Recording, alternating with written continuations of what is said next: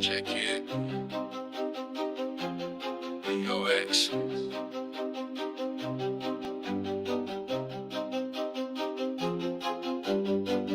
It's the maverick in the mind of the free thinker. Society's not designed for the free thinker. Freedom's an acquired taste for the free thinker. Wage war or the earth shrinks, there's no time to think. I try to say this as humbly as I can, but you niggas my sons.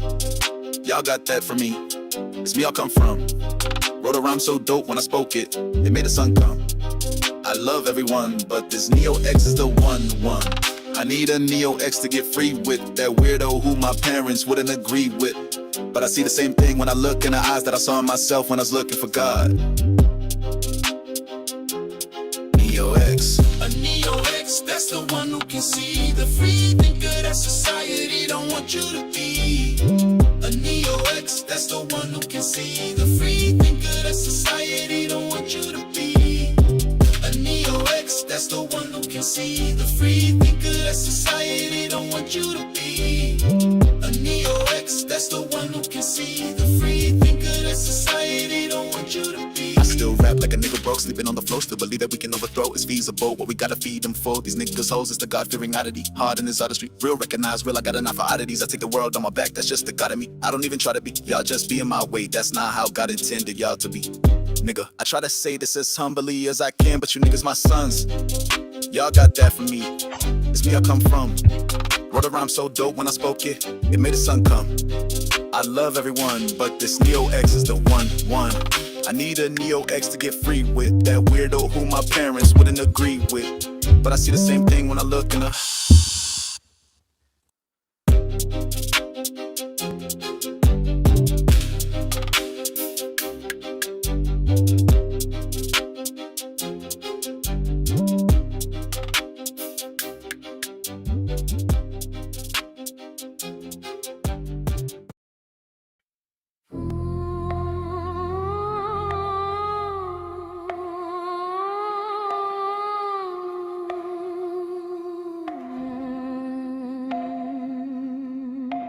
Row your boat gently down the stream. Merrily, merrily, merrily, merrily, life is but a dream.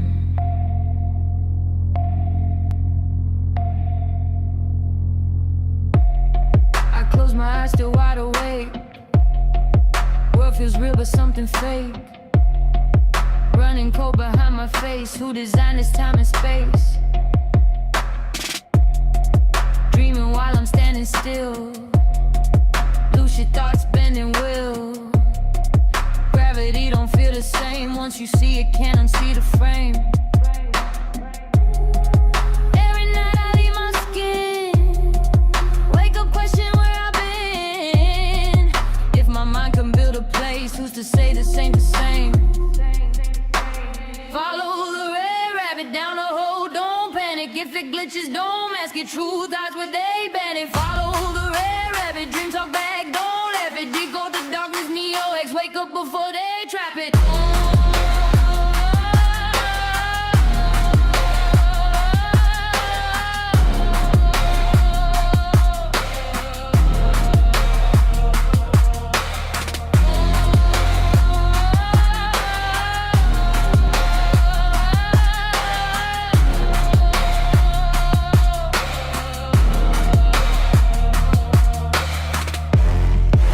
To see this sense to escape, but why my dreams illuminate? I've been the sky, I float, I fly. No rules apply when logic dies.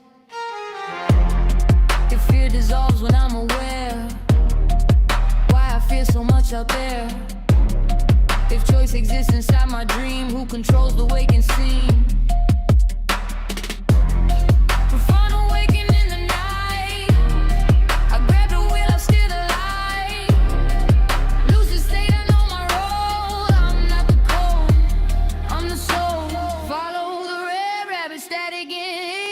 Voices humming, patterns like the system's getting frantic. Follow the red rabbit, they told us never ask it. Decode the darkness, Neo-X, truth ain't safe, it's savage.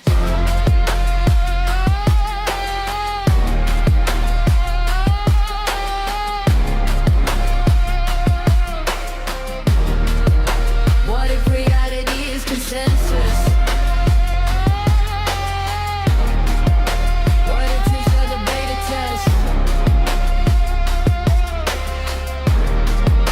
What if consciousness is the user? And the body is just the hesitant?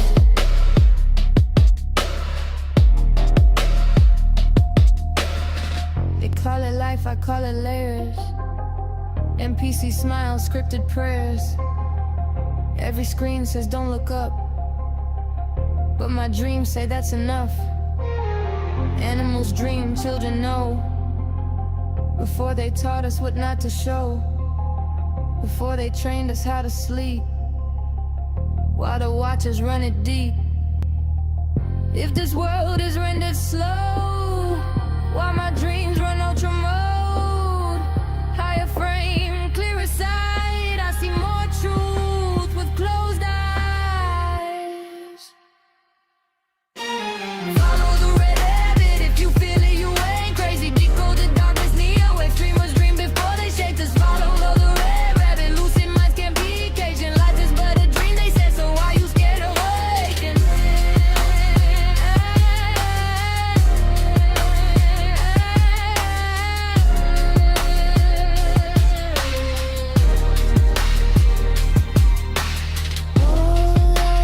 Roll your boat gently down the stream. Merrily, merrily, merrily, merrily, life is but a dream.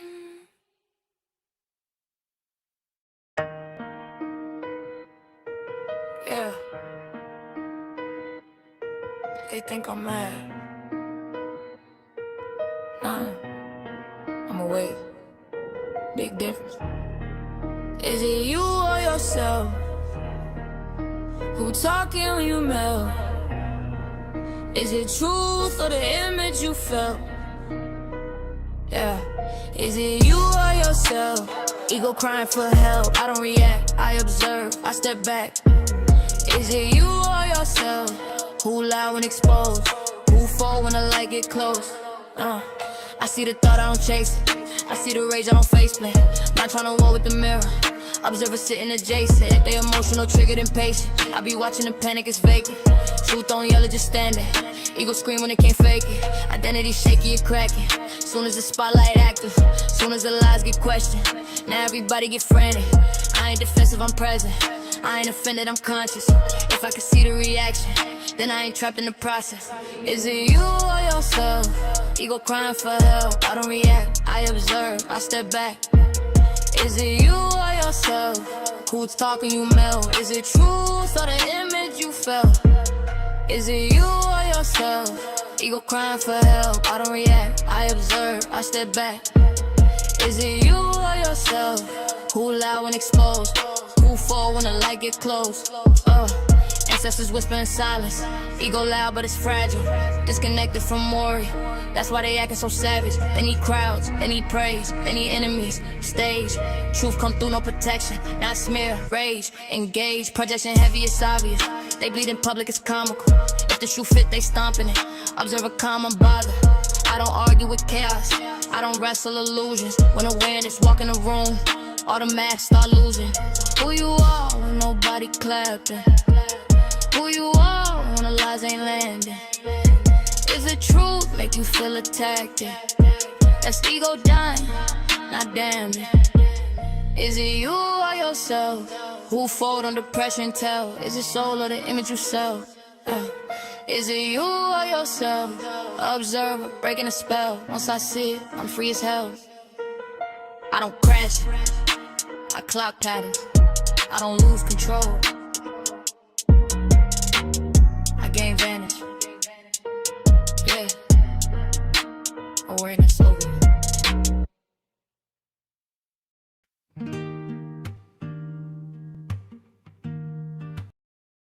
All right, y'all. One more song. One more song, y'all. I was waiting for something, but I can't find it. But one more song, and we gonna get started, y'all. Please make sure y'all hit that like button. Please, please, please, hit that like button.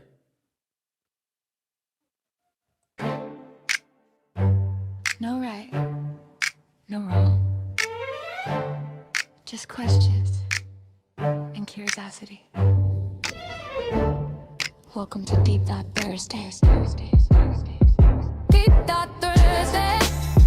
Let your mind expand. Different views, same space. We just trying to understand. No cages on the brain. No fear in the way. We don't argue to win. We converse to elevate. Deep Thought Thursday. Truth ain't one size. Multiple lenses. Same world, different eyes. Sit with the questions, let the answers breathe. Knowledge in the air, yeah, they ain't fit with me. I'm not here to tell you what to think or believe. I'm here to show you angles you might not see. Philosophy with rhythm, logic with soul. Breaking down systems while we stay in control. Religion, politics, science, and fate. Why we love labels, then argue, debate. What if truth ain't loud? What if it's layered? What if growth starts with comfort is endangered? Listen more, talk less, let it resonate.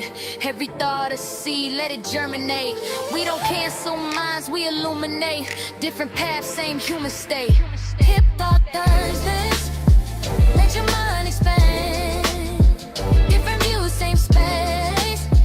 We just trying to understand. No cages on the brain, no fear in the way. We don't argue to win, we converse to elevate. Yeah, who decides what's normal? Who writes the code? Who benefits when we don't ask questions though? Life ain't binary, truth ain't flat, reality complex, yeah, imagine that. You don't gotta agree, just sit at the table. Conversation strong when respect stays stable. Critical thinking, not critical tone. We challenge ideas, not the human alone. Thought is freedom, perspective is power, curiosity is courage. Deep Thought Thursdays, open your mind. Different beliefs, still walking the same time. If the question shakes you, that's growth in disguise. Think deeper, speak free, it evolve in real time. Chelsea dialogue, critical thought. Welcome to Deep Thought Thursdays.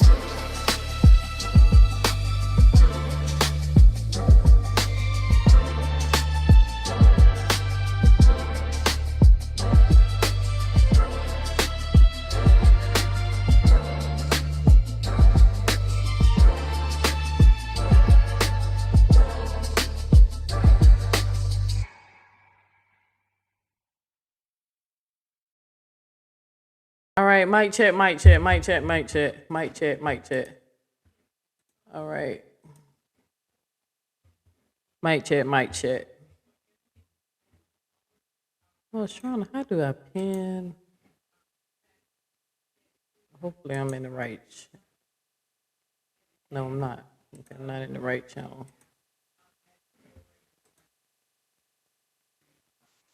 Okay. All right, so I appreciate y'all being patient. I just found out last minute that they just told me I ain't gotta work. I wish they would have told me that sooner, but I literally just found out. But how y'all doing? Mic check, mic check. How I sound? Let me know if it sound good. Hey, Sweet Pea, I'm absolutely glad that you were able to come in. Join me in this live, just to top off some of the conversation that me and you had. So I'm glad you're here, sis, really. What's up, Mama 3, Sister Teachers, Tika Bells in the building, TC. I seen Tasha J was in the building. Somebody else. Oh, Terry. Yeah, my dog, big dog, Terry. Big dog. The big dog. So make sure y'all please hit that like button. Of course, I'm not expecting too many people to come in here today because y'all know when it's time to, oh, there go my girl. Look, babe, how you doing? Lately, I've been feeling like I just been neglecting you. You know that? I don't know why I've been feeling that. I was like, this girl is like been supporting. I know she tired of the bullshit. She don't even be knowing these people I be going in on or whatever. And I just kept pulling the tug like, man, do not abandon your original supporters, right? Because they gonna be there when you go. Like, I appreciate you for sticking around. Because I literally been feeling like I've been abandoning you for real. So I was like, that's how I lost my audience last time. You feel what I'm saying? And I had to start over. And I started off with like 7 people. I was like, girl, keep them 7 people like for you lose them. Because I can't, when I tell y'all I cannot get in contact with KB, I hope all is well with bro. You know what I'm saying? Like, but I cannot. I've been trying to contact KB. I've been trying to sneak and geek to see what platforms he might be on. I don't know where that bro at, man. And I was like, I miss him. I appreciate you supporting. I see Coco Hayes came back. Sis come through too. Same thing for her. Hold on, I know I saw you. I know I saw you. Where you at? There you go. Her too, right? And there's a few others. I'm waiting for Ivan to come back. It's just a few others. I just be abandoning them for this bullshit. So that's why I'm telling you, like Miss Shirley. She might pop her head in here. I love me, Miss Shirley. She the reason why I'm going back to the teaching thing and doing the Deep Thought Thursdays and Supernatural Saturday. Now, last Saturday I was not able to get to it, but I should be able to get to it this Saturday, being that I have tomorrow off. So I might actually do some editing for y'all too. Because I think I seen the vote, and I think people want to see me talk about this Skinwalker Ranch. So y'all want to hear that, talk about that. So, but yeah, I just appreciate y'all, like my supporters, like my day ones that know me from the drama, that's been supporting me through the music when I was doing commentary on music or when I was in the conscious community. So I appreciate y'all for real. But I do feel like I've been neglecting y'all, and that has not been fair. But all right, so, but again, my sisters in the building, of course, they supporting my GG sisters. So I was at Break Room Live earlier, had to listening to her while I was at work. So that was a good live. TC go live later on. So that's what's up. So let's go ahead and get into it, y'all. All right, so let's see where the vote at. Where we at? All right, so we got about 81% people saying they took the red pill today. We got some people admitting that they want to stay asleep. And that's actually a real thing, that there are some people that's in this scary matrix that are like, what's the band name? Cyrus? No, what's his name? Cyrus or Cypher? What was the guy name? What his name was on Matrix? The dude who turned everybody in. What's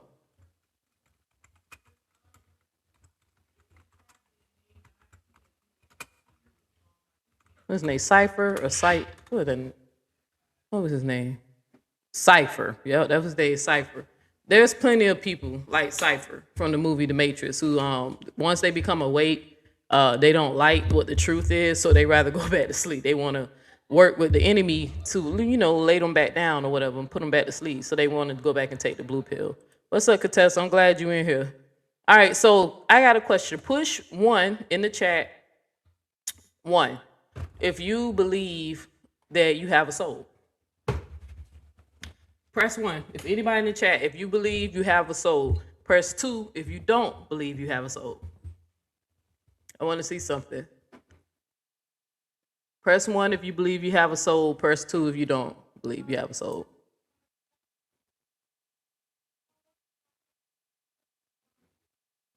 So you don't believe you have a soul, TC?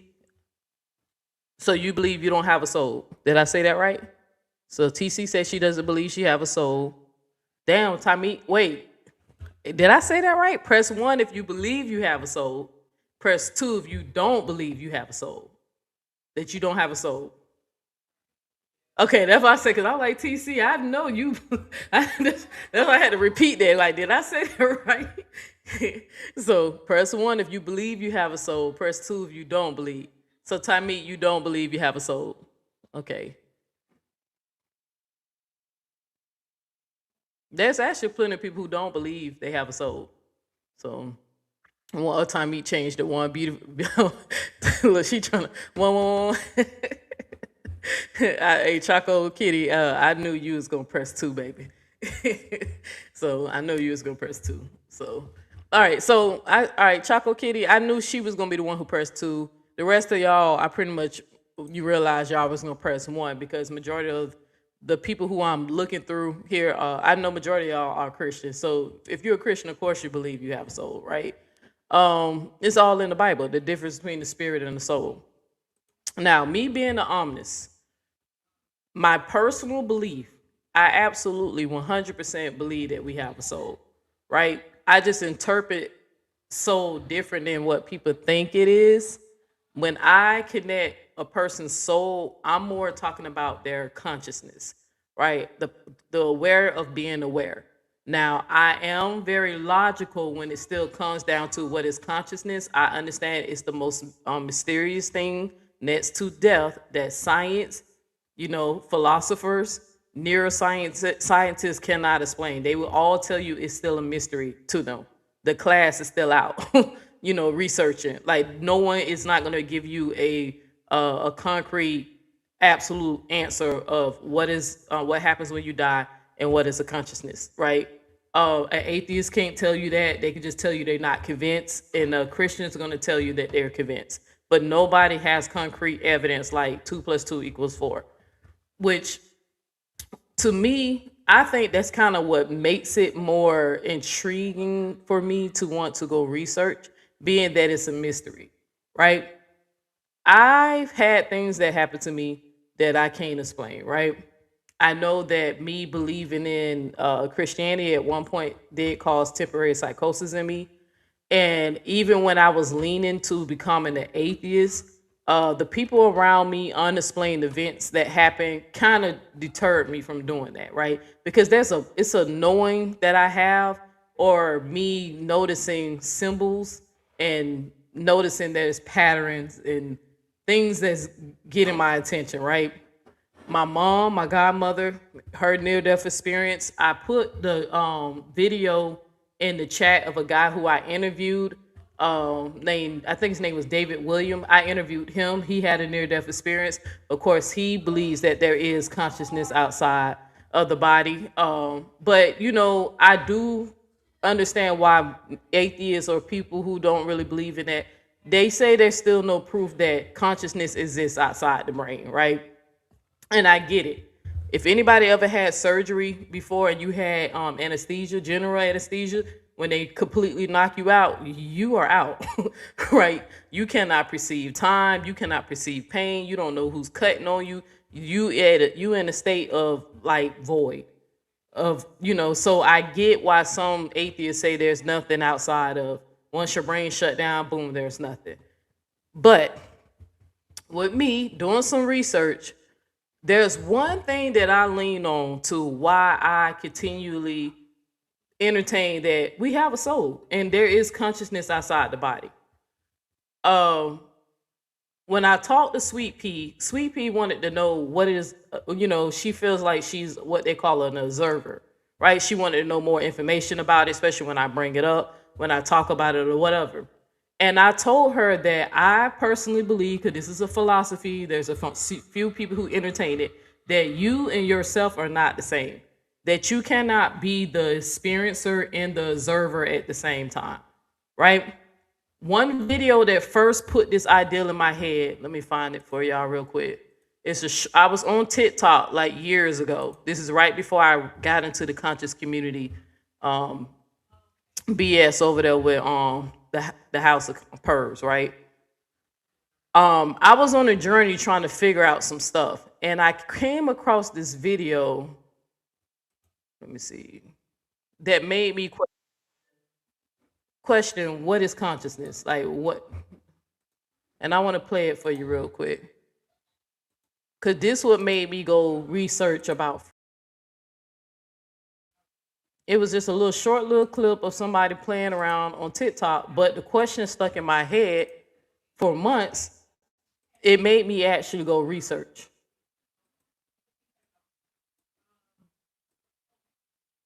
So here we go. Y'all listen to this real quick.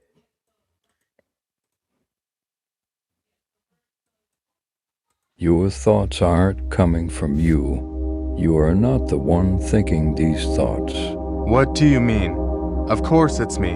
How can it be you if you are the one aware of them? I know it feels like it's you, because those thoughts have your voice, but you cannot be something you can observe. If you were truly your thoughts, why would you continue to think negative about yourself? Because my life is so bad right now. You just wouldn't understand.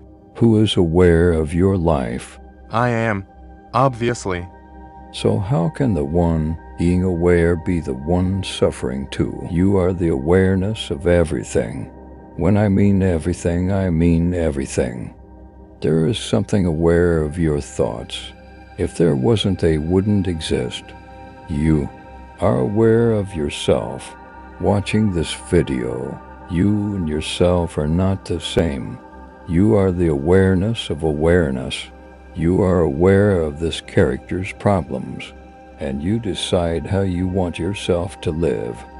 So stop identifying with this human character you have, and return back to your power and identify with who you truly are. That's how you create heaven on earth and become free from all suffering. Okay, so just in case if that's a little confusing to you, to some of y'all, when I first seen this video, like I was on TikTok, I instantly had a memory of when I was a kid, like in the bathtub, right?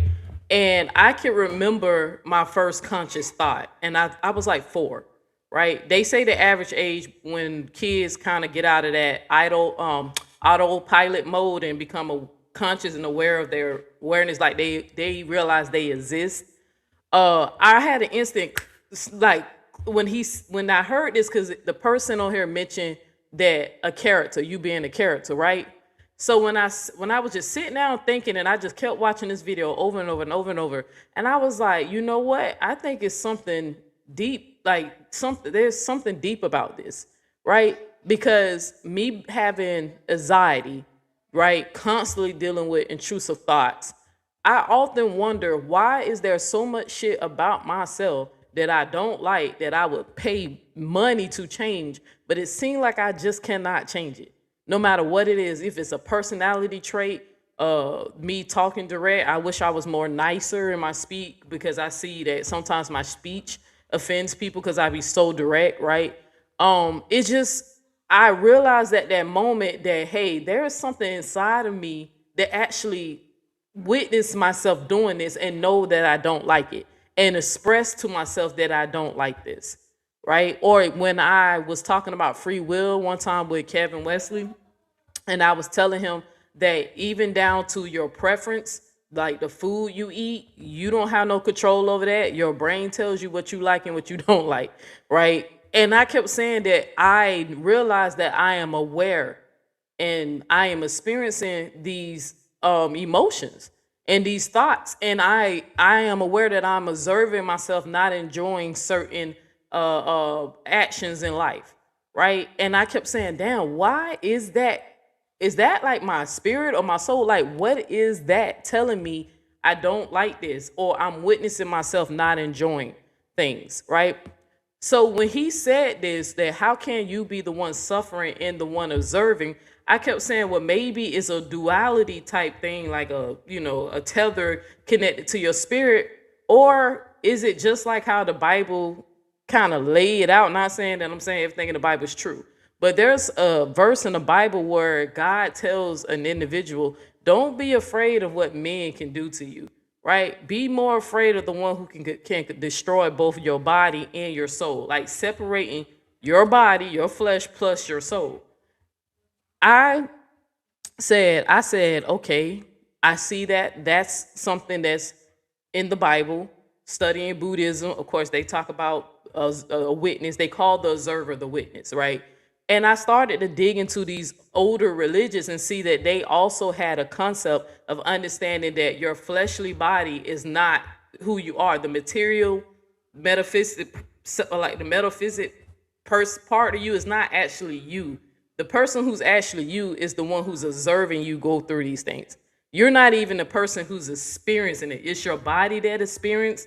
Like if you cut your finger or whatever, or it's more your flesh that actually experience. That's why you have what they call the five senses, the ability to see, smell, touch, hear, and all that type of stuff, because those senses is how you're able to perceive the world, and your brain interprets how you perceive it. But there's always something in your mind that you be like, man, why don't I like sweet peas? Because like I hate sweet peas. The only way I can eat sweet peas, you have to mix it with something else. Sweet peas taste like earwax to me. My brain refuses to like sweet peas, right? But when I kept thinking about it, I said, damn, there is a lot of things about myself that I don't like. And there's plenty of times that I have went to bed, right? And I know what they call astral project. I know I astral project. One time I astral project before I even had my last surgery that I had, that I went around the hospital, right? Before I went to the surgery, had the surgery the next day, and it spooked me out because when they went to go pull me into the waiting room in the pre-op place, I kept looking around. I said, yo, I was here last night when I was floating my ass around in this damn hospital. So I was like, okay, is that a coincidence? Do all hospitals kind of look similar, or did I really project out myself? And if that's possible, then am I a soul that has the ability to leave my consciousness or leave the fleshly body temporarily, then come back? Like, is it that deep? You said, you don't like me, Neo. I'm in the. You said, I don't like sweet peas. I don't know. I just don't. You got to mix it in the Chinese food for me to eat it. I just cannot eat it on its own. And I'm not a picky eater at all, but sweet peas, I just never like. They taste like earwax to me. But that's how my brain interprets it, right? So I went to Chat GPT, right? And I put in a few things, and then I'm going to play a few slides for y'all. Let me pull this up. Because I'm telling you, this stuff really kind of like bothered me, especially with the intrusive thoughts. When I used to, go to therapy and, tell them I have anxiety, I'm always having these negative thoughts. Trust me, I want them to stop. They just seem like it won't stop. Like, what's going on with me, right? But I remember there was a part of myself outside of myself that was like telling me that, hey, you actually gonna overcome this. You're gonna be fine. You're fine. There's no danger. Like, I can sense myself within myself. And I knew it was my body that was freaking out and not actually my mind. It was my nervous system is overactive, right? And it made sense because all the damn trauma I've been through, right? So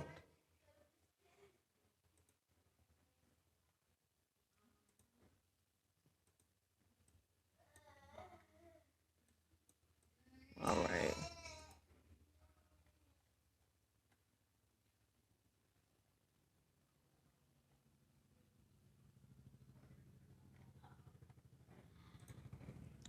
I'm gonna be playing a few videos too. I'm gonna be playing some videos for TikTok. So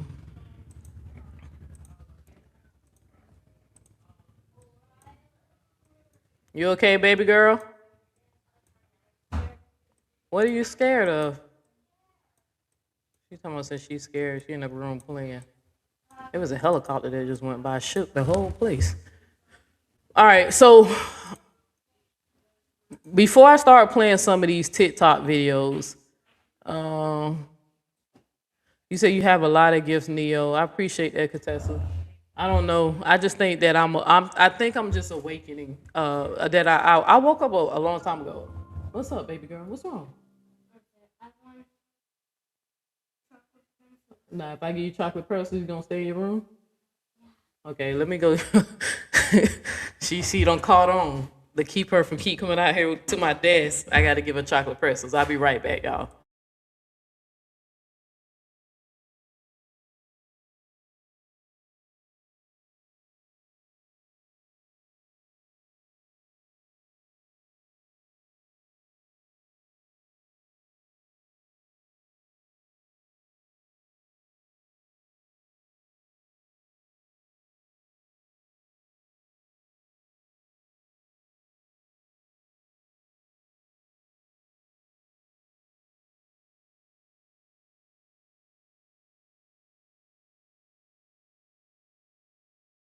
Bad, y'all know my baby girl is autistic. So once you put her on a routine, they don't like to break routine, and she don't figured out that that I would stop the show and to give her chocolate pretzels if I have some, so she can go back to her room, so she won't keep coming out. So hey, thank you, Tosh J, for the $4.99. I appreciate it. You said great teaching. Oh, we ain't get started yet. Wait till it get deep. It's gonna get deep. All right, so let's see. So this part of Chat GPT, I took the part where it says the video that I just played for y'all, where it says you and yourself are not the same.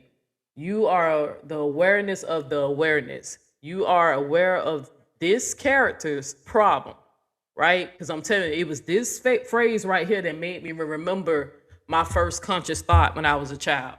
Because I knew when that happened to me, I was like 4, and I knew I felt like I was a character. I knew that at 4 years old. Facts, right? Let's see. You are aware of this character's problem, and you are deciding how you want yourself to live, right? Because you and yourself are not the same, right? You are the observer. Yourself is the body that goes through the experience. So I put it in Chat GPT just so it can break it down a little further, just in case some people might be a little confused on exactly what that message mean. All right, let's decode it, because this quote is actually deeply aligned with consciousness, simulation theory, and matrix thinking. Shash the statement, open quote, you and yourself are not the same. You are the awareness of awareness. You are aware of this character's problems, and you decide how you want yourself to live. Close quote. What it's really saying, plain language 1, you owe yourself. Yourself equals the character. Your name, body, emotions, trauma, habits, personality, ego, social identity. Think the avatar in the game. You is the observer. The part of you that notices thoughts, feelings, reactions, patterns. Think the player behind the controller. If you can observe something, you are not that thing. 2. You are the awareness of awareness. This goes a layer deeper than I'm aware. You're not just aware of thoughts, you're aware that you're aware. That's metaconsciousness, the watcher watching the watcher.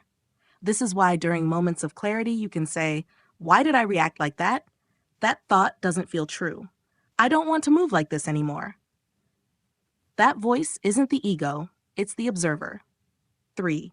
You are aware of this character's problems. Calling your life a character is intentional. It implies your pain is experienced, not owned. Your story is played, not fixed. Your patterns are seen, not faded. Just like in a game, you can recognize bad programming, see glitches, notice loops, choose a different strategy. 4. You decide how you want yourself to live. This is the power statement. It means awareness creates choice, choice creates freedom. Freedom breaks automatic behavior.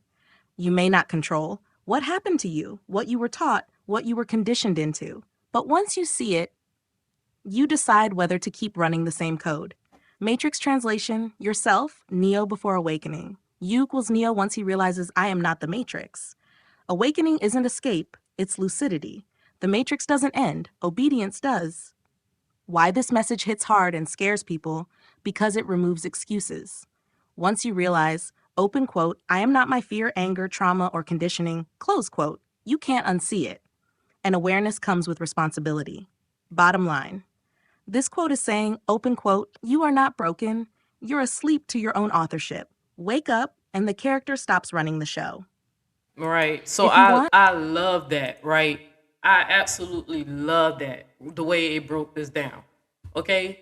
And again, just in case you having a hard time understanding when it's saying how can you be the experiencer and the observer, like picture you having some binoculars and you out looking at the beach. You at the beach and you see the seagulls and you see the dolphins jumping up or whatever. You see these animals functioning, right? You're observing them functioning, right? But you're not the one out there making them jump. You just see it happening.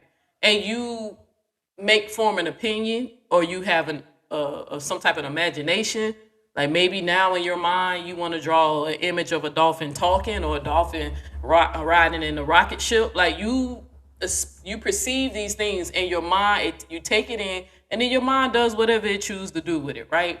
So it's saying that how can you also be aware of the things you're doing, observe yourself doing it, and then you are the person doing it. You're actually just watching yourself do these things.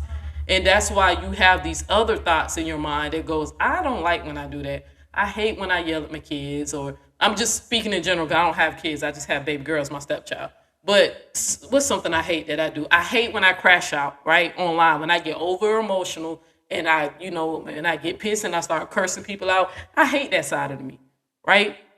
Because number one, it appears that I'm unhinged. That's the narrative people want to run about me because they want to dismiss me, right? When they know I'm holding them accountable and code breaking them. The best way you can get rid of people with credibility is just dismiss them and say, hey, this person crazy. And then most people will be like, well, yeah, I did see her crash out, so she must be crazy, right? Even though it was more context to that. So when I don't like that, my side of me. Oh, that's what you was trying to tell me to do? Okay, I'm sorry. It was just that was playing. So, but I don't like that side of me. Just like I'll be like, damn, I hate when I eat sweet peas. I hate how that tastes. You feel what I'm saying? There's certain things that you just, when I experience them, like even me having a conscious thought when I was like 4, and unfortunately, and I don't want to, and I don't want to bring this up because I don't want to trigger anybody, but I have to kind of explain how I know what age I became conscious. It's because unfortunately, my earliest memories of being alive is actually during my sexual assault, right? It's messed up, but my childhood memories, majority of that is being abused sexually by an adult, right? That was a family member in my family. So I remember how that used to make me feel. And I used to try to explain, okay, what was the purpose in my life for that to happen. Hell, one time I got mad at God, especially the Christian God. And well, if you so loving and you love the children, why you let that man do that to me? Why you even put me around this person, right? So I kept trying to make sense of, okay, how come I remember that so fluently? It's because around the time that was happening, it was the first time I had a conscious thought when I realized that I was a character, right? When in my mind, I knew it. Because in my mind, as a 4-year-old, I played it out like I'm playing a role in a movie.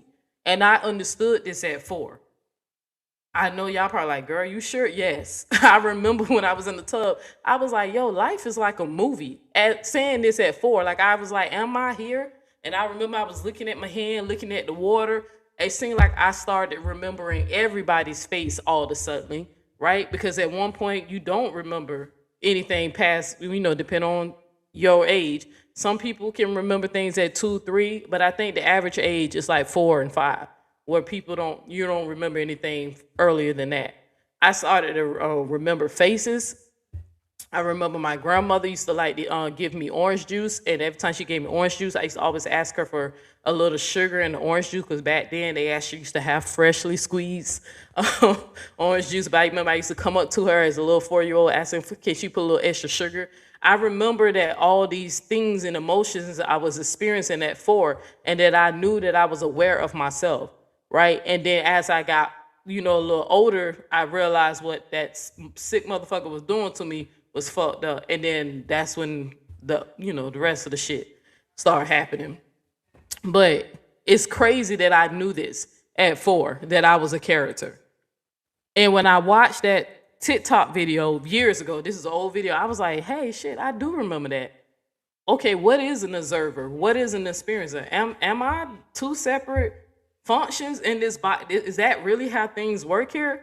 And the more I began to research, I'm more convinced that yes, your soul is actually you, the observer. Your body is what you really gonna leave behind, right? You know how some Jewish people say, how you gonna go to hell and your body gonna burn when your body right here on earth decaying, right? For me to understand later what that could what could that mean spiritually, I said, well, maybe they talking about hell in the mind, right? Because if you ever had a dream, sometimes your dreams feel real. If anybody who's been experiencing with AI, playing AI be doing some crazy stuff. If you put some crazy prompt in, or if it mess up, it literally prompts at how your dreams prompts in your mind.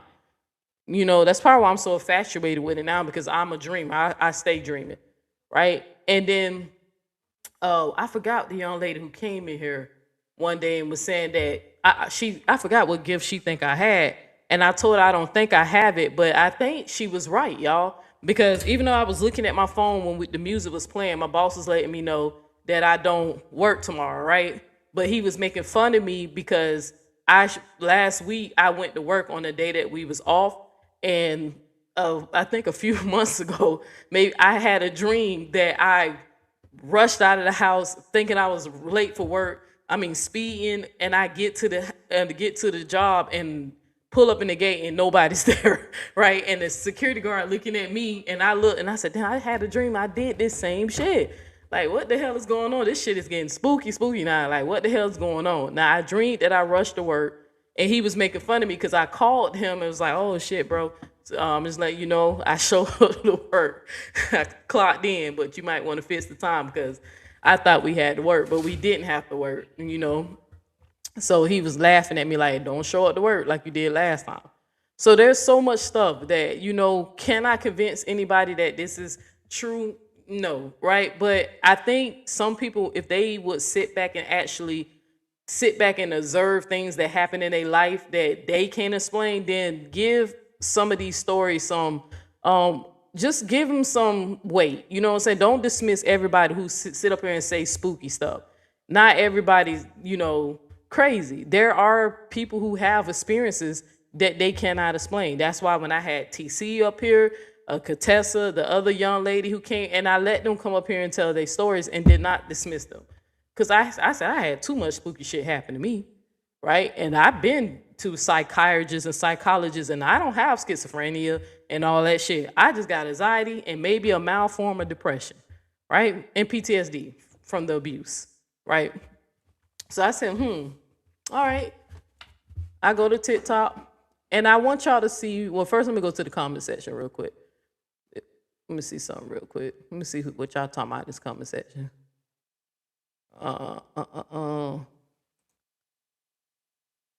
Your anxiety can be coming from the past life. I was told one I have lived 10 lives. This isn't my last. I have dealt with spirits and left my body. The hardest thing was I could see death coming. Whoa. I haven't got the what is called past life progressions. I haven't got that done. It's a black lady on TikTok that actually does that. Like, she's getting popular. I don't know if I want to do it or not. But I think I caught one of my past lives that I kept telling people that I always felt like I was an Italian white guy, like in some type of mob thing. And one day I was playing this game where you had to put in your information in the system, and it'll tell you one of your past lives. And guess what? One of my past life claimed that I was in Italy. I was a fisherman in Italy. Like, I guess I was doing some stuff. So maybe I was dumping the bodies over. I don't know. But I told people I always felt like I was in the mob, like one of my past life. I couldn't explain that, but I always felt like that ever since I was young.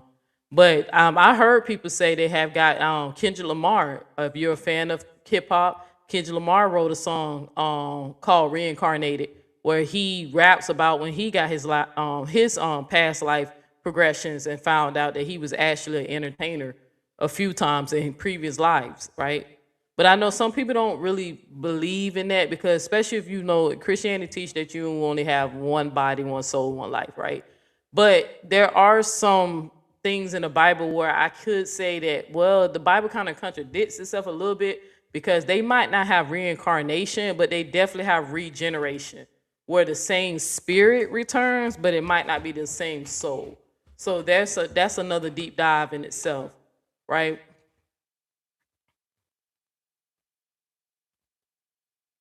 What y'all? Somebody hit. I knew about mines at five. Okay. Okay, break room in the building. Just got home. Sorry I'm late, fam, because I'm watching your replay next, love. All right, sis, love you. I'm sorry that happened. It's all good because why that happened to me is a part of my growth. You know what I'm saying? Not saying that I would choose that, but it's a reason, and I'm still. One day I hope I get the answer from that, but it's a reason why that ish happened, right? And being that it happened around the time I was gaining my consciousness, that's the only thing that sucks because I remember so much of the details of what happened, right? So, and then it makes me sick a little bit, sis. I mean, I don't know if you're a sis. It says white dove. Um, it makes me sick a little bit because my gut is telling me that it definitely was happening longer than when I realized I was a conscious at 4. And the way I confirmed when I was talking to one of my aunts to try to see, to make sure I got the right age, I described to her the things that she did for me on my 5th birthday. And I was so detailed. She was like, "You remember all that?" And I said, "Yeah." And I told her the name of the street we was on. I told her the presents that we had. I told her the house we was in, who was with her, and everything. And she was like, "That definitely happened on your 5th birthday." So that means my conscious memory of the things I remember before the birthday, I was 4. But my gut's telling me I think my gut is telling me that man been doing that while I was even younger than 4. Sick shit. Because he had access to me. My mom was locked up. So, but that's the only thing that sucks about it, that when I keep, when I have to talk to somebody about it to get, to heal from it and help other women who've been through, similar things. That's why I think it bothers me. I was like, damn, bro, I can remember so much of it because it literally happened when I became conscious. So, so, all right. So, energy never dies. I believe that too. Energy never dies. So, but the Bible do say, the Bible says, the Bible does say that God can destroy both the body and the soul. So, and it would make sense, especially if He created it, right?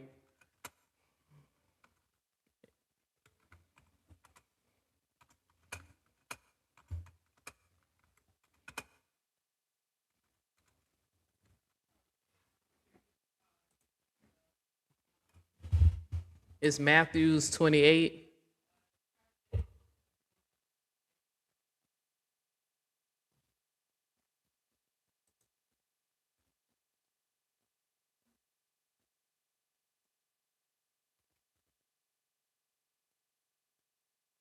It's Matthews 28. It's Matthews 10:28 that says that. I was trying to remember what verse that was. Because even in that, it tells you there's a difference between the body and the soul.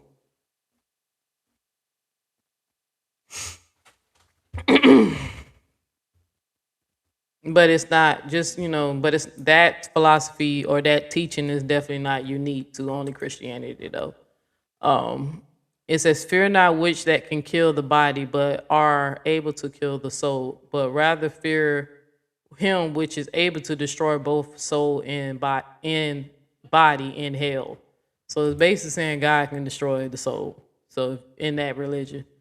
So my mom and dad brought their first house. I was only 2, and I can tell you how the house looked from the top and the bottom. My mom always was in a awe for me to remember that. That's why I was saying, like, man, wait, I'm gonna play some of these videos on TikTok real quick.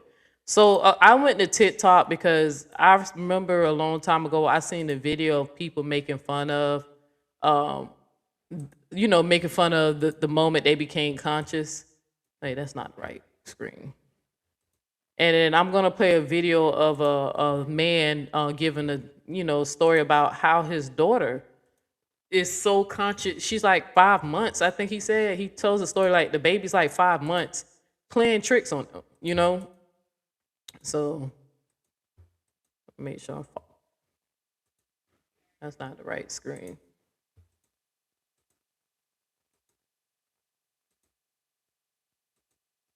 But yeah, if you anybody have you bored and you want some something to do, Go back and watch that interview I did when I interviewed this guy. It's on I put it on my backup channel because for some reason I can't find it on this channel because I did private a lot of my videos because I, just in case people try to be funny, was they, they was striking shit that clearly was not their shit. But it's on my backup channel, and make sure you subscribe to my backup channel because they out here playing games.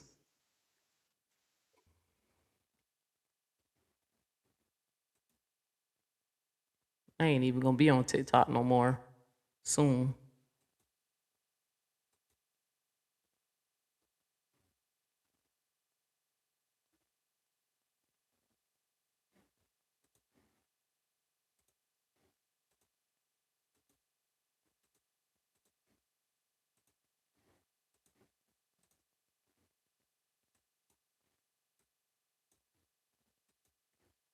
All right. So here's a couple of clips of people making fun of it because there's some people who actually say they remember the day they became conscious. I know I remember I was in the bathtub, right? And I was like, I'm a movie character, like saying this in my mind at 6, like, dang, what I'm here. And I remember I was just looking around like, what the fuck going on? You know what I'm saying? And I knew that, but I didn't know how to explain that to anybody. Like, hey, I'm in the movie. This is a movie. I was saying that shit at 6 years old. So, well, saying it in my head because I didn't talk much because that's like I said, around the time all that abuse is going there. I kind of like stopped talking for a little while, and they thought something was wrong with your girl. They thought I was a little, I ain't gonna lie. I think my guardians that they thought I was a little Riri because I just wouldn't talk, but I wouldn't talk because I was shutting down because of what was going on. All that abuse. Sexual abuse. All right, so this right here was funny. This shit was so funny to me because it kind of reminded me how it went down, even though I was playing in the bathtub.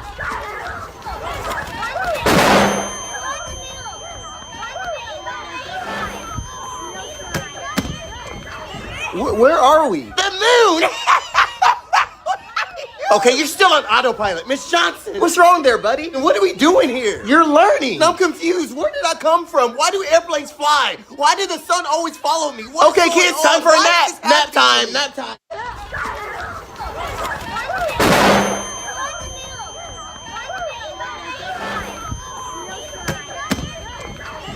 Where are we? The moon!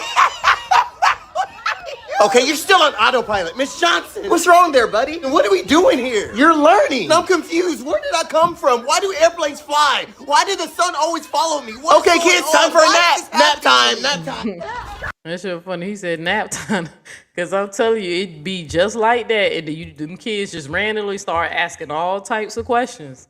Because I remember my nephew, boy, when that nigga became conscious, I was like, God damn, this boy smart, My baby nephew. But oh Lord.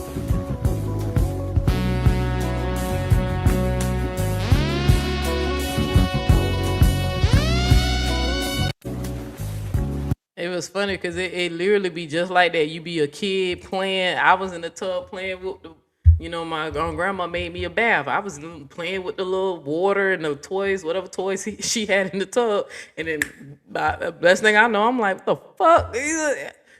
Am I here? I'm here, and I'm in the movie. Like, I was thinking like that at 6. It was weird. I just knew I was in a movie. I kept calling it a movie.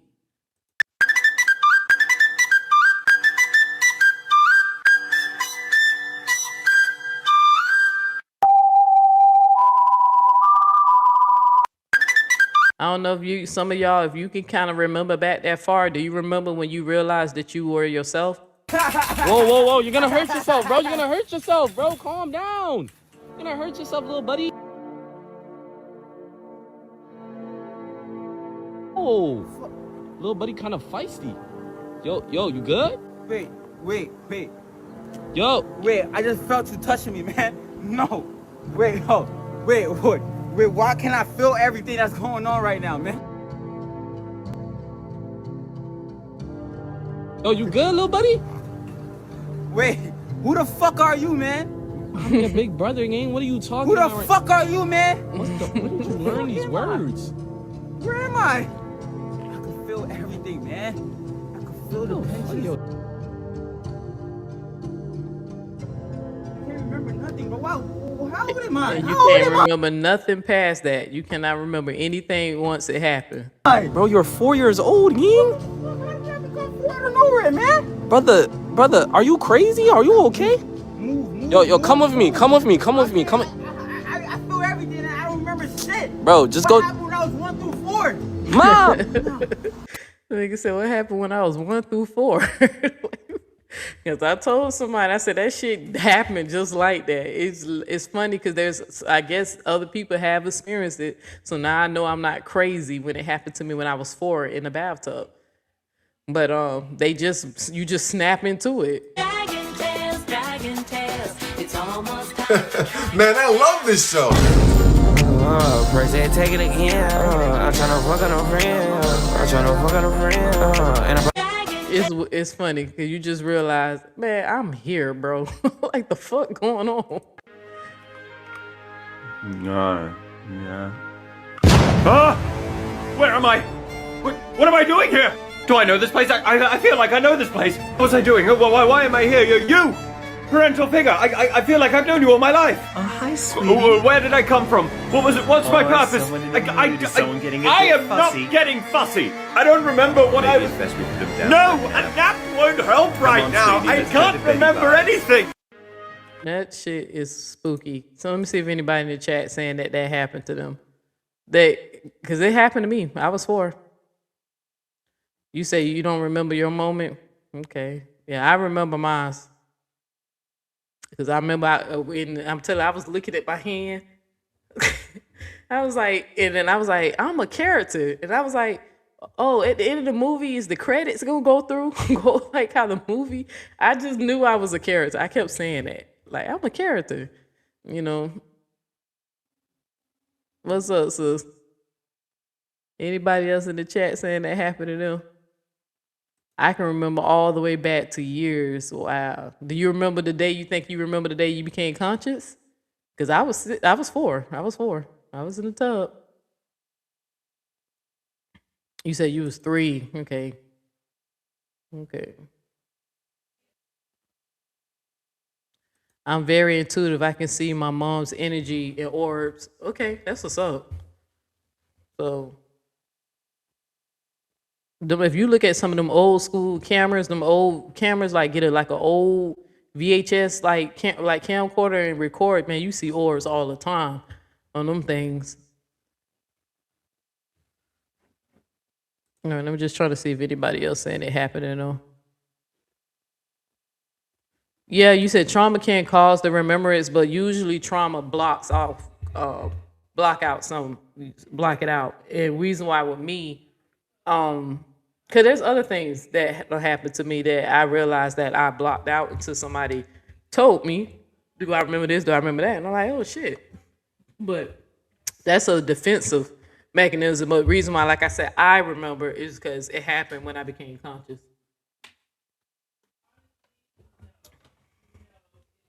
What it was happening while I was becoming happy, because my gut is telling me it was happening way before I was 4. I literally can feel that, but I don't remember it. So I just remember age 4. I'm watching your video. Okay, appreciate it. I hope you feel better. Girl, I've been making sure I've been up on my drinks and my green tea because I hate getting sick. I felt something trying to creep up on me the other day, and I drank one of my immunity booster teas that I have in there because I felt it creeping up. I hate getting sick because I turned into a little baby.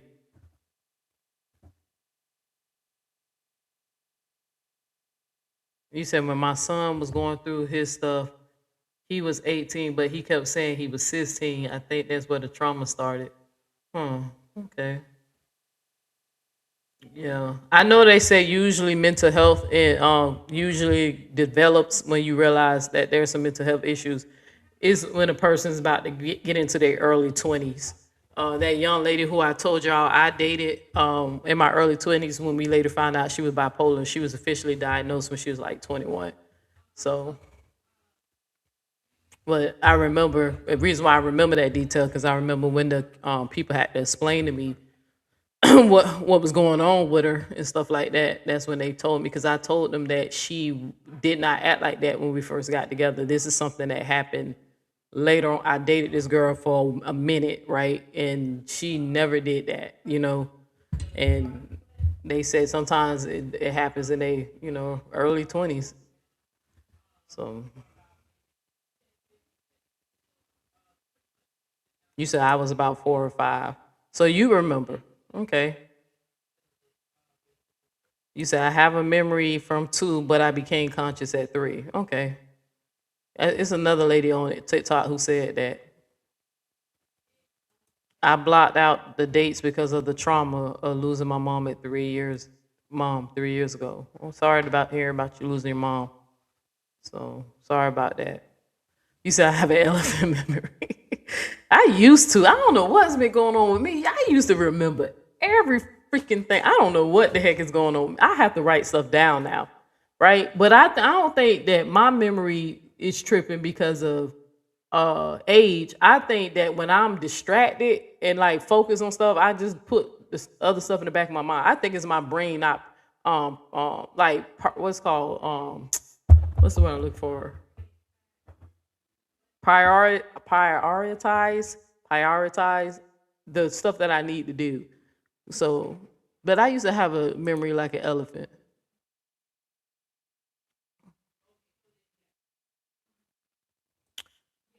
I'm by my teas. Okay. Yeah, I really like tea. I'm a tea drinker. It happened to my aunt in her early 20s. Yeah, that's what they told me. They said that's the average age of people who get diagnosed with bipolar is in their early 20s. Because I told them, I said, hey, I met this girl when she was like 19, and I was only like, I think I was 2 years older than her. So I think I was 2 years older than her. So I was 21. So, but she wasn't, and then we dated for about 2 years. Because the first year, no problem. Second year, she lost her shit. So, but I remember I told him she never, I didn't want to believe that. I was like, this girl was not nuts, you know. But yeah, they told me it happens in the early 20s. It definitely happened to me. I'm not mistaken. I was 6 playing outside and ran into the house looking in the mirror. Yep, that's some old common way that happens. Kids usually, when it happened to them, they be looking in the mirror. I used to remember everything too. I want to explore why. Okay. Do you remember the age you became conscious?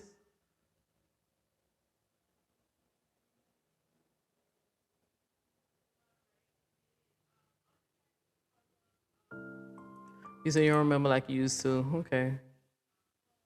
But yeah, Tigers, do you remember? All right, so let me go to I wanted to play this video right here, but this the music, and I don't want to get hit with a copyright. Let me see. It's some more people who.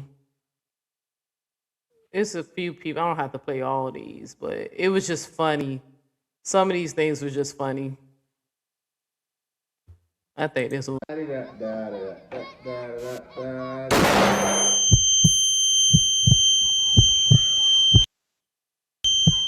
La la la la la la la la What? Johnny. I don't know if it's skipping on y'all and it was skipping on my end. Hold on.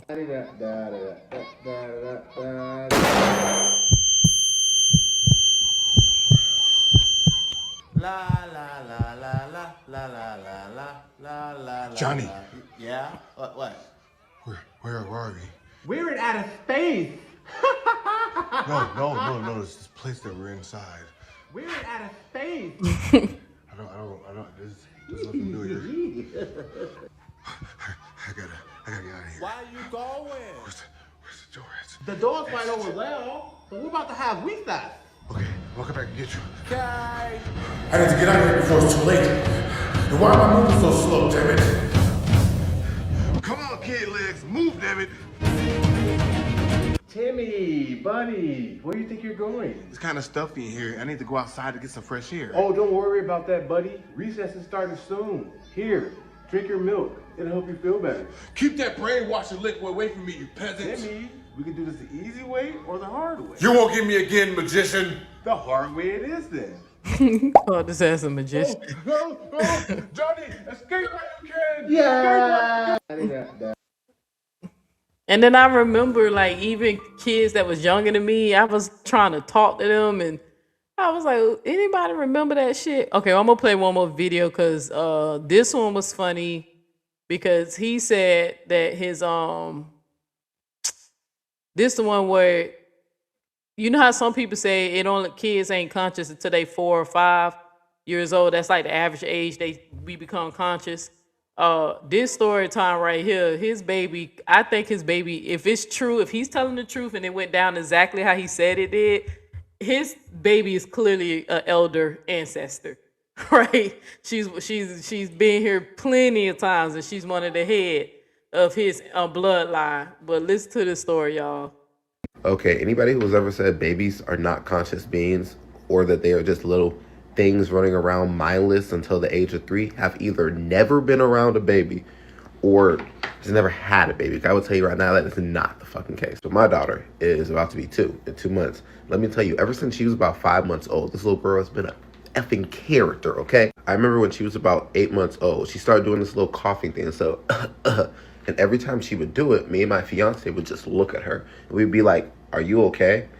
After about a day or two, she would start laughing. So we were like, is something actually wrong? But the thing is, she kept doing it. She was doing it for weeks. We would look over, she would laugh, and we'd be like, okay, she's fine. So we decided to take her to the doctor because we were legitimately starting to get worried. We were thinking there's something wrong with her. We took her to the doctor's office. I went in the emergency room on a busy day for 3 hours. I started looking at her, and I'm like, Anna, every time I would look at her, she would cough and she would laugh. But she showed no other symptoms. And at that moment, I was like, Anna, are you messing with us? So, after about 4 hours, we finally got seen by a doctor, right? By a physician. Told the physician what was going on, and she was like, okay, interesting. She checked her, she was perfectly fine. And then she saw what she did. The physician literally saw what happened, and she was like, she's just messing with y'all. We were like, huh? Apparently, what she said happened is, she did it once, she noticed our reaction, and she picked up on it immediately. And ever since then, she basically does it to get our attention. So I'm like, oh, our baby was basically deceiving us to get us to play with her. Interesting. The thing is, it made all sorts of sense. Every time we would look at her, she would laugh like she was playing. Like, it's like she knew what she was doing. She knew we waited 4 hours in an emergency room because we thought she was, like, she had some crazy strep throat or something. No, she was just fucking with us, fam. You want to know the first time my baby took her steps? When she was in a room crowded with so many people that when I tried to stand her on her feet, she literally tried to walk away. That is when she took her first fucking steps. Because there were so many people, she literally said, fuck it, I guess I'll just walk. We were like, yo. It was at a family event. We were like, what the fuck, what? So when our daughter's sick, we try to give her medicine, obviously. So she got an ear infection recently. And we tried to put the amoxicillin in her milk. She saw us do it. She has not drank milk. She has not drank milk since that day, fam. It has been almost 2 weeks. And every time we try to hand her a milk bottle, she still runs away because she knows that's what we tried to put her medicine, fam. She's not stupid. On top of that, every time that she sees the little medicine tube, even if we're trying to hide it and put it in her hands, she'll literally look at us like this. She'll literally look at us like, and the second she sees it, she literally starts crying and running away because she has the memory of what that is. In order to have memory, you have to have consciousness. And she's had memory. Like, she's shown signs of memory since about 7 months old. So when people say babies just mindless a little bit, no, they are not. They are not stupid, fam. They are not stupid. I wish people would stop saying that. You've never had a baby if that's what you think. Trust me. Okay, anybody? I truly believe if he's not over exaggerating what the experience, that baby been here before, and that's an old spirit. That's, in the spirit that like to, play a little mischief, like to play around, jokey, right? I recall one time it was this girl who I used to hang out with who used to do my hair. And she was a single mother, and she had a little baby girl that was like under Like I think I want to say the baby was under 2, maybe 1. It was just the baby wasn't really at the age that they should be walking, but close to it, right?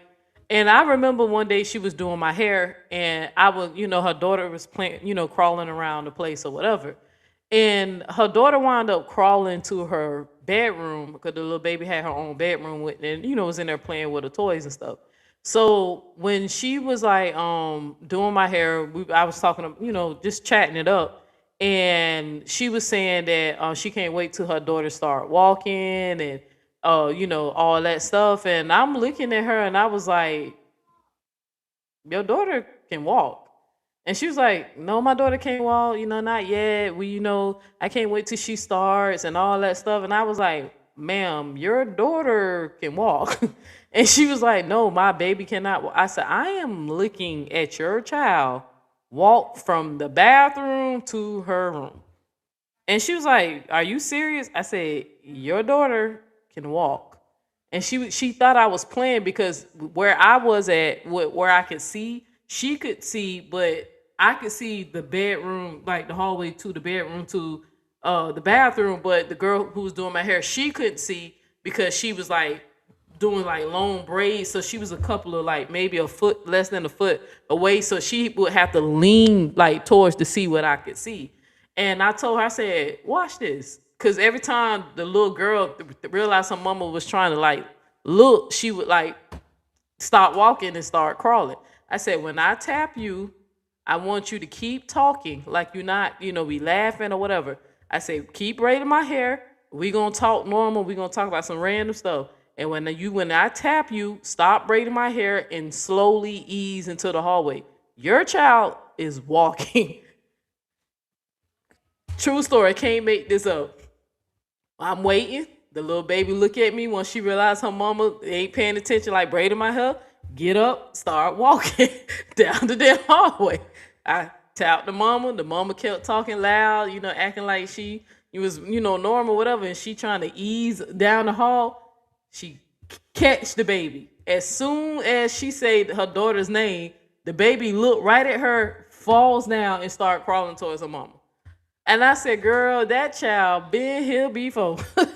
And your baby ain't walking like, like she just learned. That baby was walking like she been walking for a while, bro. And I remember she picked her up and she was like, baby, you know how to walk? You been tricking mommy. And the baby was just laughing, geeky, and looking at me like, bitch, I know you ain't just blow my cover. You know what I'm saying? Now I'm looking at the baby like, this is my last time coming to this house, because that baby looking at me like she mad that I exposed her, you know what I'm saying? But I just thought that was so funny when they try to downplay kids and how intelligent they are or whatever. And I said, yo, some of these kids are smart. Some of them been here before. I truly believe that. Y'all know my nephew. I tell you the story all the time when that boy told me when he was like 3 years old that he used to drive trucks and clean schools and not the school that he go to, right? He would never accept the fact when I told him that he was a baby in heaven. Because he heard me telling the story with my other sibling, we reminiscing some things that we did when we was a kid.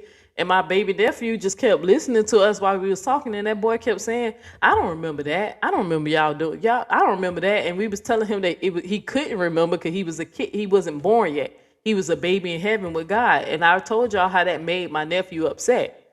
He was 3 years old and he began to get upset. And he was like, no, I was not. I used to drive trucks.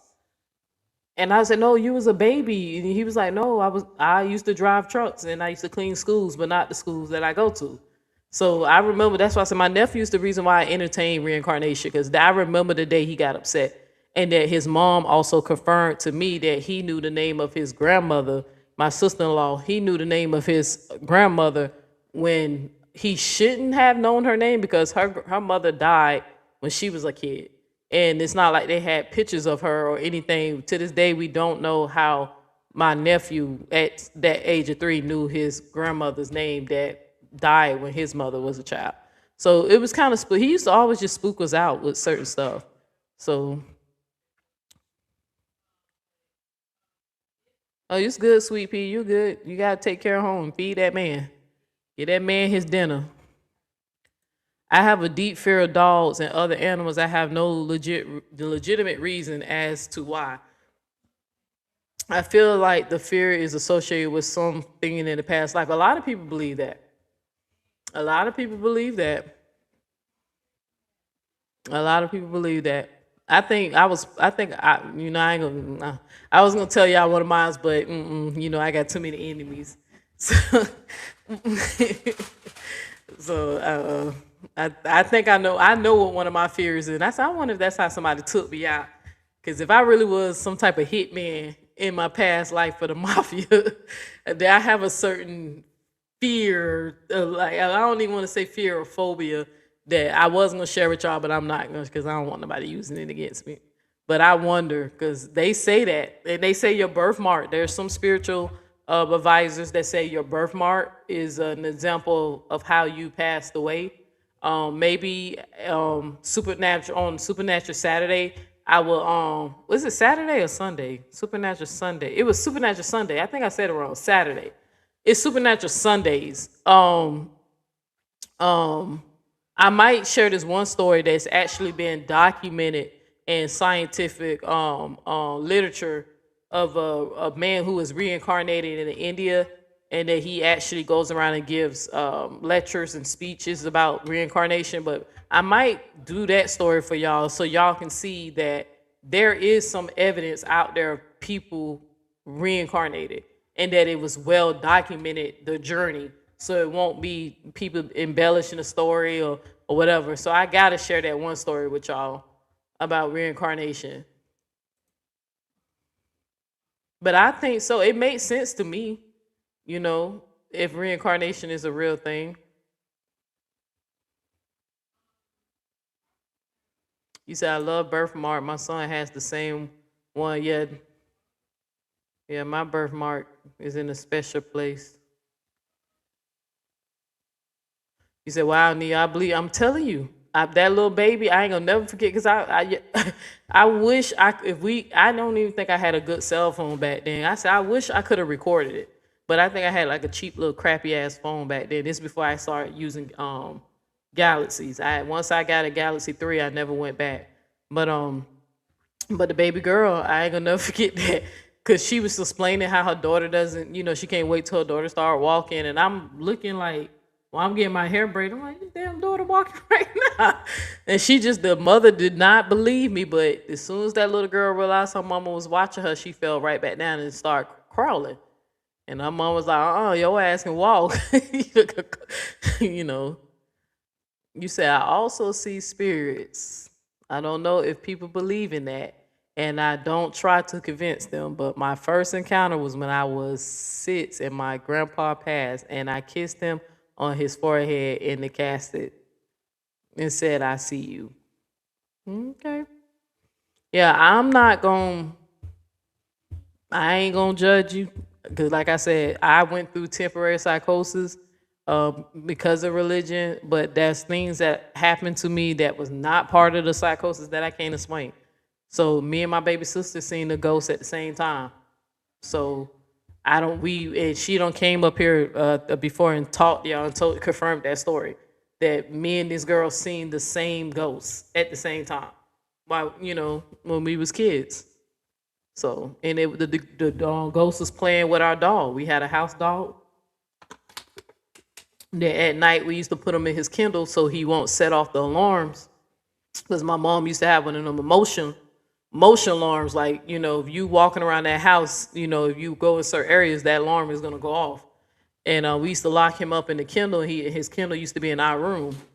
And me and my sister woke up. Well, I woke up. Well, I guess we both woke up, but I thought it was her playing with the damn dog. I heard the dog making that noise, like how they panting, playing around in the cage. And I turned over because it was dark. It was dark, but it was just a little bit of light that came from the moonlight that through our window that was shining by the dog's cage. So if it was a real person by the cage, it would look like a shadow, right? So that's why I thought it was my baby sister. And I told my baby sister, I said,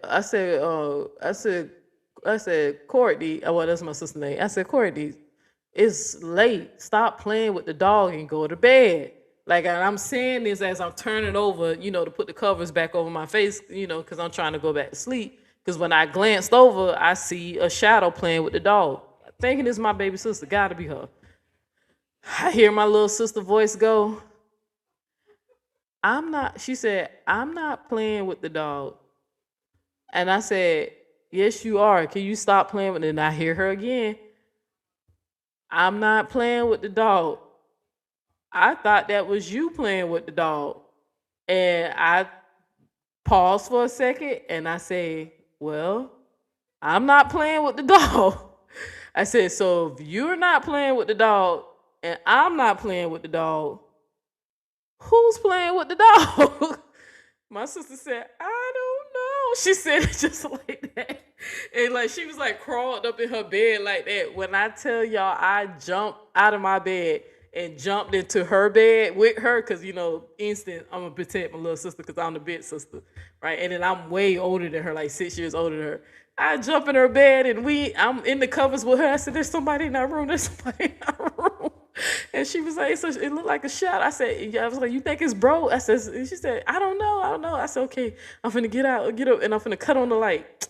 I go to peep out, the thing right there still playing with the dog. Then I just jumped out the bed like Superman and I ran to the light, flipped on the light, nothing else. And the dog looking up at me like, the fuck wrong with you? And I'm looking at my sister like, are we going so I'm opening the door. Of course, it couldn't have been my little brother because if he would have came out his room and walked down to our room, he would have set off the alarm, right? He could only walk to like the bathroom without setting on the alarm. So I was like, and then I'm listening to see if my mama was up. She was asleep. House completely dark, man. Me and my sister were like, we did not know how to tell it. And the next morning we told my mama what happened. Of course, she ain't believe us, right? Until something scary happened in her ass. I keep telling people we stayed in a haunted house before. We ain't moved out of that house until something spooky happened to her ass. But spooky shit kept happening to us. But me and my sister saw a shadow ghost at the same time playing with our dog. So, but it's one of our funniest memories because we laugh about it all the time. So that's why I still entertain things, supernatural stuff that we can't explain. Because how can me and that girl hallucinate and see the same thing, right? The same, and we both described it the same. We don't understand how that was possible. And when I cut on that light, whatever it was, instantly went away.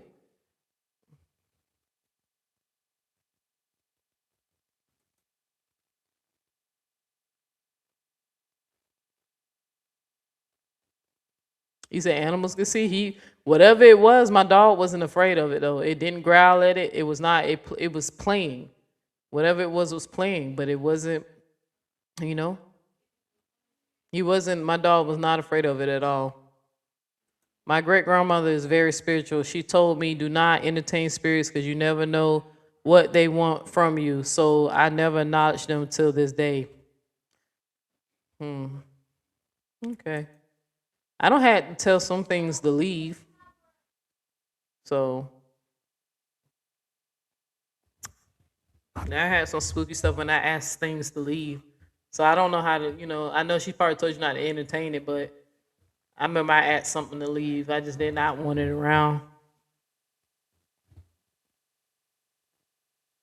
And I remember I used to have to get to sleep, what is called the sleep sleep paralyzed when you can't move and stuff like that. And when I'm not gonna lie, not trying to diss any Christians, but when I was a Christian, I used to believe that was like a demonic attack.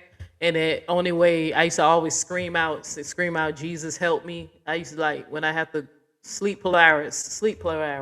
Hopefully I'm saying that right. But when that used to happen to me, I used to scream out and say, Jesus help me. Because when I was in foster care, one of my foster parents was a Catholic. And when it was happening to me then, she used to say that, when that happens, that's demon, and you call on Jesus, and that's how you make it go away. So for a long time, anytime that shit used to happen to me, I used to always, Jesus help, whatever. So, but now that I'm on the level that I am now, and I understand what is going on when it happened, it recently happened not too long ago. I woke up and I couldn't move, but my eyes could move. It wasn't no scary, it wasn't no man with a top hat hanging around or whatever. It was just a bunch of lights floating around, and And I remember I just sat there and I knew what it was. So I took a couple of deep breaths and I was like, I'm gonna wake up fully in a minute. So I just closed my eyes and kept breathing, and then I was eventually able to move again. But I remember when I stopped calling, screaming, Jesus, help me. So it's just your brain waking up before your body do, and your body release these chemicals. I forgot what it's called, but it's some type of hormone or chemical your body release to keep you from acting out your dreams. So it's this thing that it paralyzes your body, and some people be waking up before their body wakes up.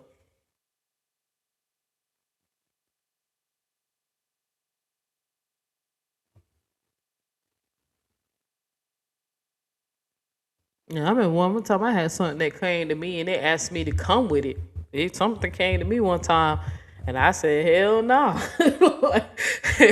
And this happened in my early 20s. I remember something came to me and I looked at it and it told me to come with it. And I said, no, sir.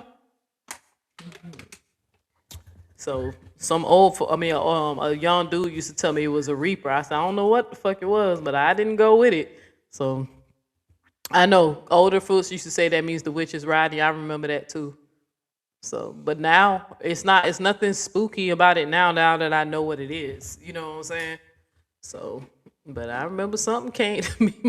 I ain't gonna never forget that damn dream. If it was a dream, I tried to, hell no, I ain't coming with you. I don't know.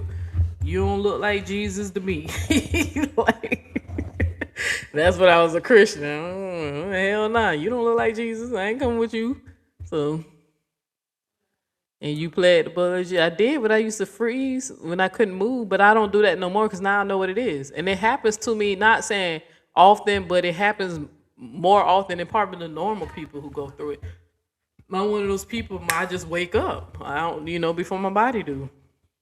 And then I dream. I'm always dreaming. So I dream like almost every night.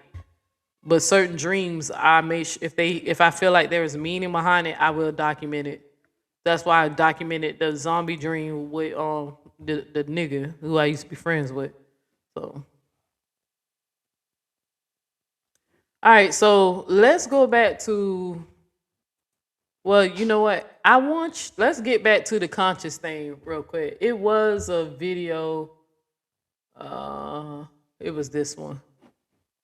I want y'all to hear this man talk about a soul. Because like I said, a lot of atheist people, I understand why they don't believe in it because it appears that consciousness does not exist outside the brain, right? Like without the brain, you're not conscious. But then again, they still doing some research on that because there are times where people had near-death experiences and people who were brain dead or, their heart stopped. Their heart stopped and they brain, they was unconscious because they brain shut off because when you can't breathe, the first thing happens is you go unconscious.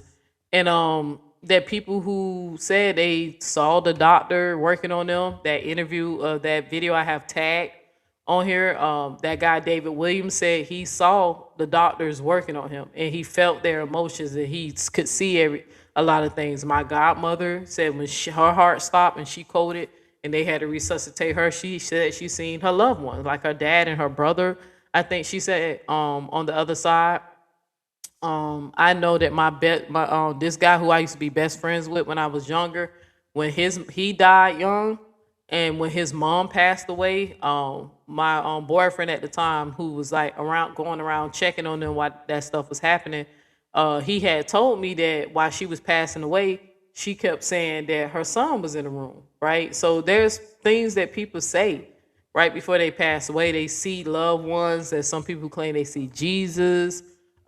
Some people see not Jesus. They see something bad, right? They saying they going to hell. But the most common one that they say that people claim they see when they passing is like a loved one. Somebody's coming to get them, a light, or they become very conscious right before they, go out or whatever. Some people smile, I don't know. So I think that, like I said, near-death experience is the reason why I still believe in consciousness outside the body, because David Williams, if y'all go watch that interview when I interviewed him, he sounds very convincing. that he experienced this.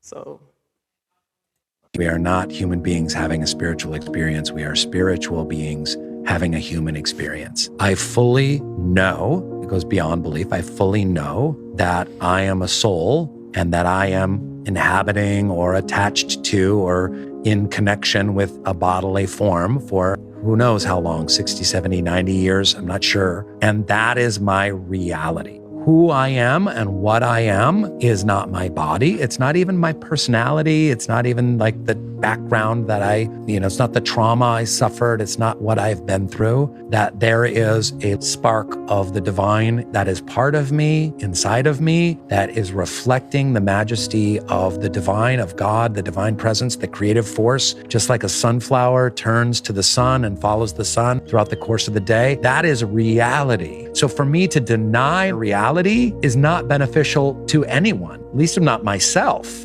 Now, if you're a hardcore atheist and you're like, that's bullshit, prove it to me. Prove to me this divine spark of which you speak. I want to see it in a laboratory or in an algorithm or on a computer screen. Well, that's not quite how it works, because every spiritual tradition will show you that we live in a matrix, that we live in an illusion. And when we wake up from this corporal form, we're going to be in some greater reality. We're living in a fleshy avatar and we're going to wake up to some greater reality. We are not human. And he's correct on that. Most major religions, that's what they truly believe. That we are not that we're a soul or a spirit, and this part of us is going to die here, and then we're going to wake up or appear to exist somewhere else. And usually sometimes when I have back and forth discussions with atheists, I kind of like remind them, like, okay, if you really believe that this is all for nothing, then explain to me what imagination is, right? Like, why is that something very embedded in our hardware, our brain, right? That the human beings have the ability to imagine pretty much anything.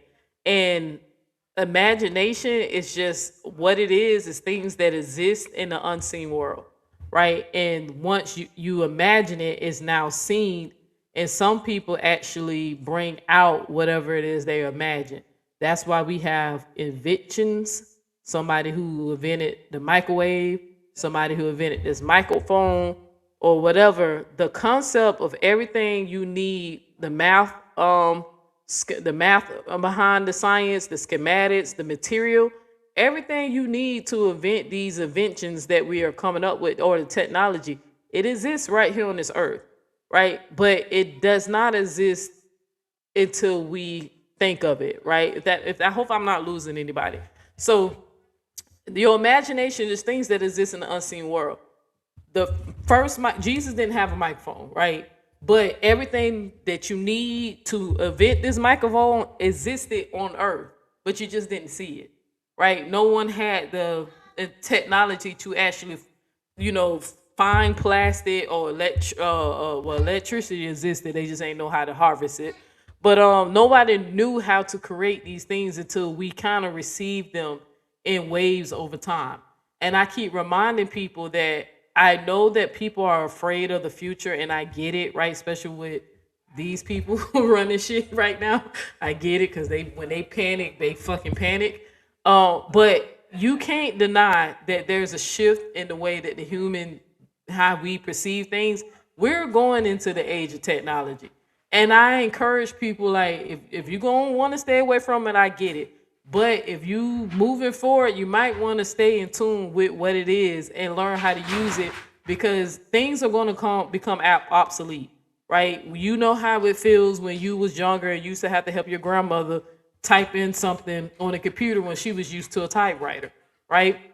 Or how many times you don't have to help your grandparents use their cell phone, right? So I encourage you to keep up, because I know I don't want to go through that. You know what I'm saying? When I get old and I'm calling my favorite nephew, come and help auntie. I remember we had Wi-Fi, shit like that. But things exist in the unseen world, and we're not getting dumber. We're getting smarter, right? We're getting smarter. We're finding ways to keep people alive. People can be born with a hole in their heart. They got technology now where they can reconstruct people's hearts, fix that, and now they actually trying to grow hearts, y'all. That they found ways to use stem cells and to actually grow a heart from cells, right?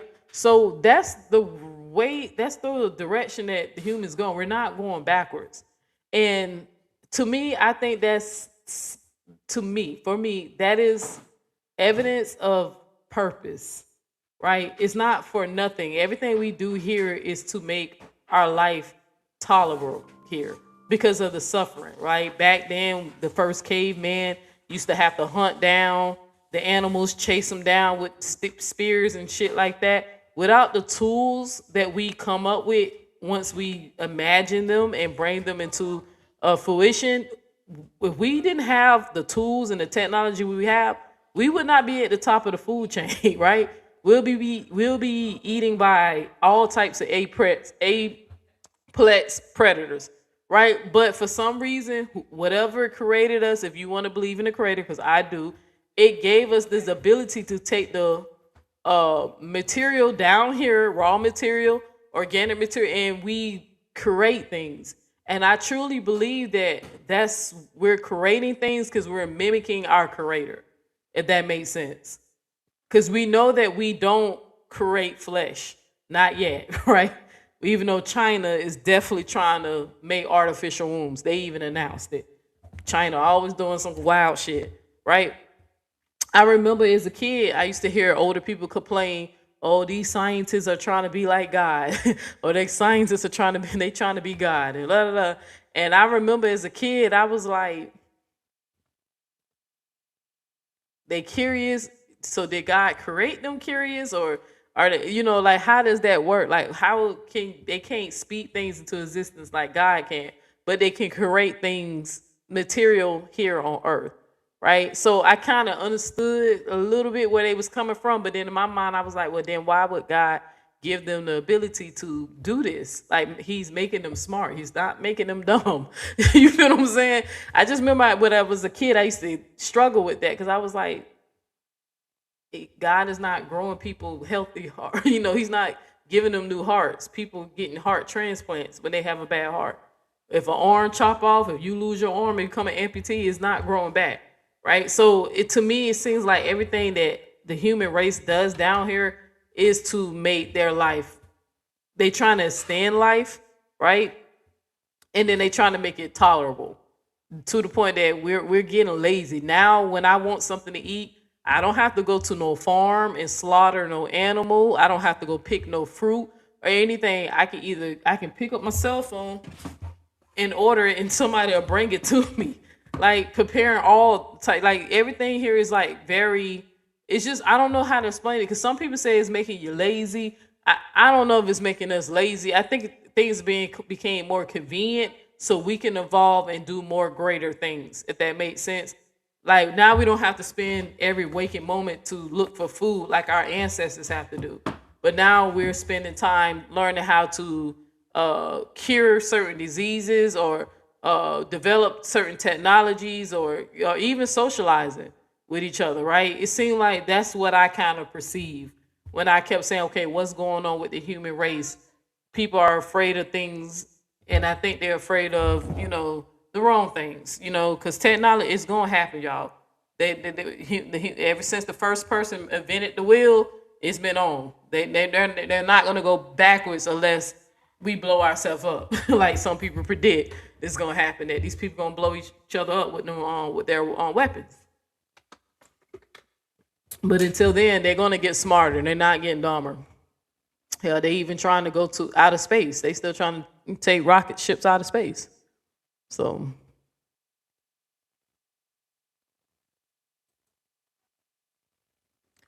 all right, let me play another video. Because I realized that God is the air that I breathe, that I'm not even responsible for my own consciousness, my own sense of being aware. I'm not responsible for that. This substance, this thing right here, this, whatever this is, this right here, we think it's air. But I realized that if I stop, close my nose and mouth, For 4 minutes, if I'm separated from this substance for 4 minutes, my heart don't stop. My brain don't even stop. My body functions don't stop. The first thing I lose is consciousness. I pass out. I can no longer stay aware.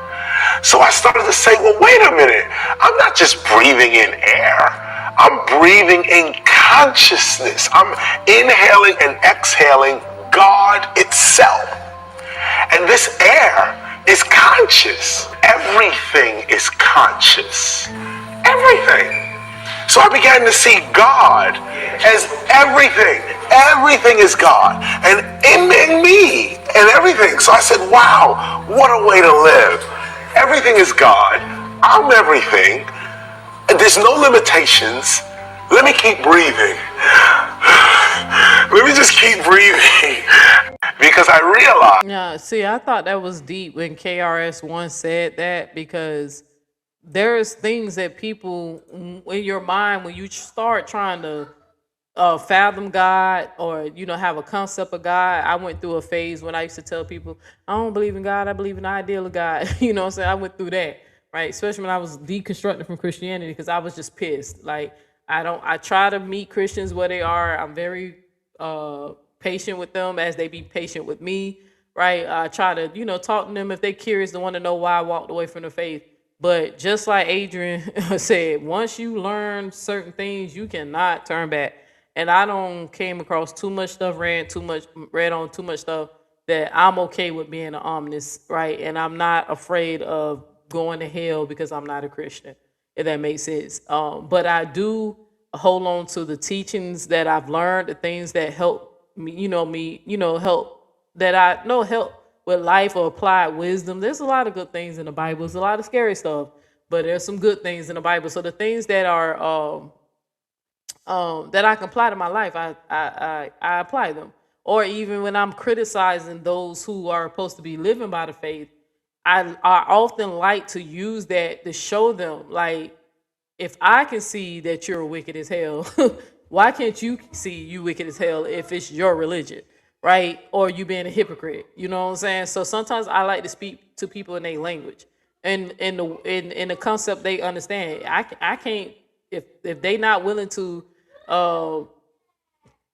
critically think or go outside the box, I would never use Buddhism to try to teach a Christian, like, hey, stop supporting evil people. Why would I break down reincarnation and stuff to them if their faith is not based around that, right? So sometimes you just got to use wisdom. That I'm on a spiritual buffet.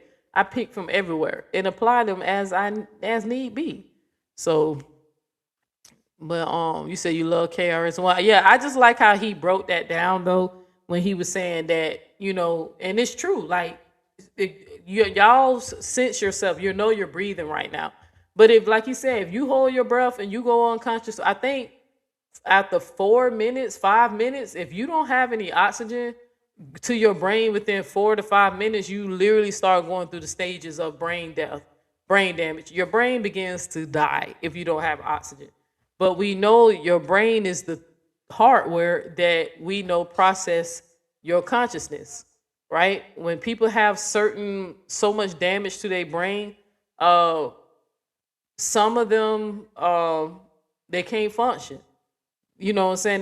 They can't what's the word I'm looking for? They vital signs, they can't sustain life, right? When there's just too much brain damage. That's why you have some people who, when they on the what's that machine called?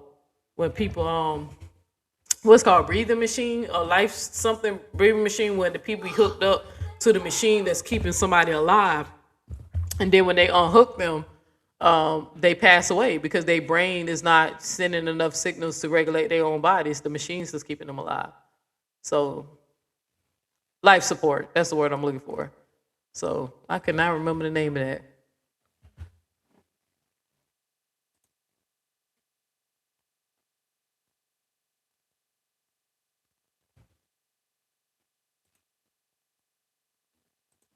Awakening is a soul contract with yourself. Not everyone is going to awaken in this lifetime, and that's not actually a mistake. Some souls literally came here with the contract to wake up, and some didn't. And you can't wake up someone who, on a soul level, chose not to. There are many reasons why a soul might choose that. Maybe they wanted to experience contrast, the darkness against the light. Maybe they wanted to learn through limitation, through struggle, through the heaviness of forgetting who they are. Maybe they came to play in the illusion to taste what unconsciousness feels like. Or maybe their role is to be a mirror showing others what awakening looks like by embodying its opposite. And this doesn't make them wrong, it doesn't make them less than, it's simply what their soul chose for this round. Like right now, we're all on different parallel earths. Some of us are already living in 5D consciousness, embodying love, joy, and expansion. Some are still navigating 4D consciousness, the in-between, where the veil is thinner but not fully gone yet. And some are still anchored in 3D because that's the playground they chose for this lifetime. And some are literally gonna stay anchored in 3D because that's just what they chose. Your only business is your frequency. Your only job is to follow your passion, your joy, your excitement, because that's what shifts timelines and changes the world. Not arguing, not convincing, and not dragging anyone along or going back and forth with those who are literally just playing a part. Awakening is a soul contract with yourself. It was written before you even got here. And those who are meant to awaken in this lifetime will. And those who are not, won't. And it's all perfect, because consciousness doesn't make mistakes. Every path, every choice, every level of consciousness is part of the orchestration. Awakening is a soul contract with yourself. Right, so I played this, and I'm not necessarily saying I agree with everything she's saying or anything like that. I played this because I just want y'all to know there's some people who are very confident when they speak on a soul contract and all that stuff. Like, there is a perception that I don't want to say it's a new age, because it's actually not new. It's a plenty, because I'm gonna play some of it when I do the chat GPT thing. There's plenty of other religions that talk about this, you being the observer, the soul contract, purpose and destiny. Y'all know I don't believe in free will, so I say purpose and destiny or whatever, because I just see too much. To me, it's just, I'm convinced that it is too much organized. I don't want to say chaos, because it's not. It's too much organized system. Like too many things are not random. Like it's, to me, it's obvious that it's designed, because everything has a function. This morning when I was driving, taking my first load to my first customer, I hate when I see deers on the side of the road, right? Because I love animals, right? But they get hit all the time. Being a truck driver, we see them all the time. They get hit by the trucks or a car or whatever. I hate when I see that.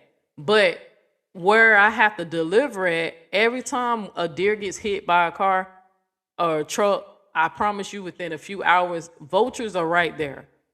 Vultures are right there to consume their flesh. And when I see that, when I see things working in harmony here on earth, everything has a function. Y'all know that when you pass away and you're decaying, there's certain bacteria that operate in your stomach that activates. Once the body is dead, it activates. Your digestive system don't even turn off. Your brain is gone, your heart stopped, but your body still functions outside of what people say consciousness, and the bacteria in your body activates, and that's the bacteria that's consuming you. It's actually from the inside out, right? That's why some people, when they trying to preserve a body or they trying to preserve animals, if they go hunting, the first thing they do is pull out the guts, pull out the intestines and all that stuff, because they know the bacteria is going to activate and start consuming the flesh, because that's the function.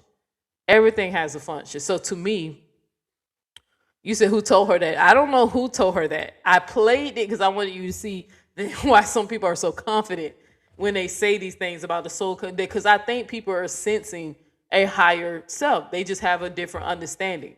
There's nothing here black and white, you know.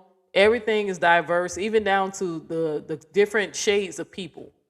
You know, the creator made people different colors, but we still have, as a species of the human race, we still have two eyes, nose, mouth, but he made our skin colors different and our hair color different, our culture and the things that we believe in and our imaginations. Hell, our gods become different, right? But when you look at them, stop looking at them from a surface level and actually read the concept of what these religions teach you, they all say the same thing.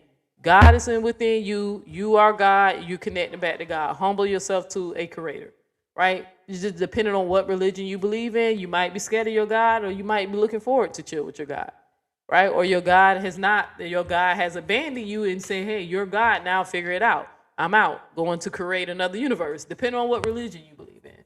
So Coco Kitty likes this one song that I wrote with AI. I haven't played it in a while, called God's Gone, right? Because there are some people religions that I came across that truly believe that, yes, there was a God that created here on earth, and after he created, he said, all right, I'm out. Now I'm leaving you to develop so y'all can later become gods yourself over time. And it takes, I guess, years of evolution, many years of evolution for it to happen. But this God's function is only to create. So, but I remember she said that's her favorite song when I played the God's Gone song. And I remember every time I used to play that song, them Christians used to take off. They could not handle that song. And she's like, oh, that's my song right there. I haven't played it in a minute, but I remember that being your favorite song. Because every time I used to play that, them views is the drop. Like, you think I'm down to 20 views now because I ain't talking about no chaos. But when the sisterhood used to support me and I had 50 or something people in here, when I play that God's Gone song, them girls used to take the fuck off. And, Choco Kitty, it used to be in this bitch. Yeah, that's my song. Like, I'm imagining her doing this to the song, Cause I was like, girl, some people can't handle that.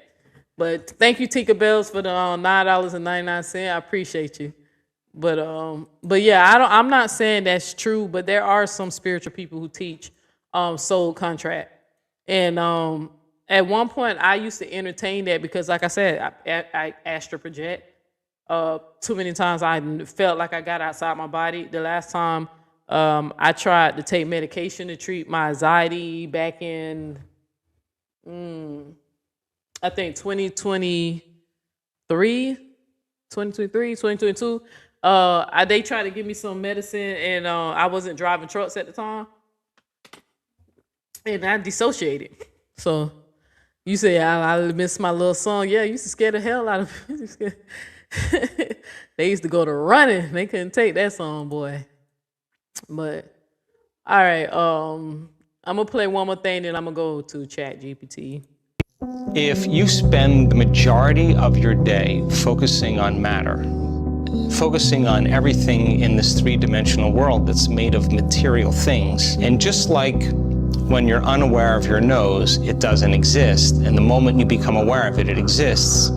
The quantum field is exactly the same way. If you put very little attention on it in your waking day, then it doesn't exist for you. But the moment you begin to become aware of it, the moment you begin to pay attention to it, the moment you begin to stay present with it and to experience it moment after moment, and if where you place your attention, as you learned, is where you place your energy, and where you place your attention causes things to expand, the moment you begin to experience it, not with your senses, you experience this three-dimensional reality with your senses, but you experience it with your consciousness and with your awareness.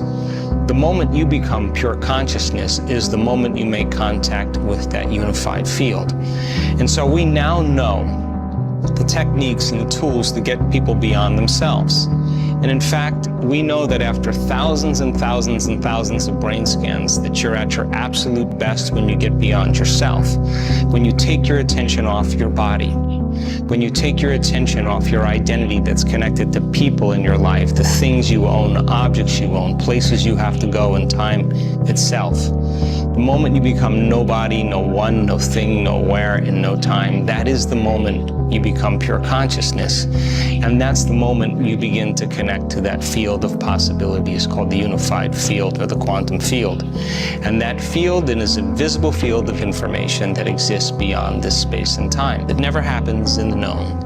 It always happens right in that place called the unknown. And in order for you to become supernatural, you may have to start doing what feels unnatural. And if you keep doing what feels unnatural over and over again, sooner or later, you'll become supernatural.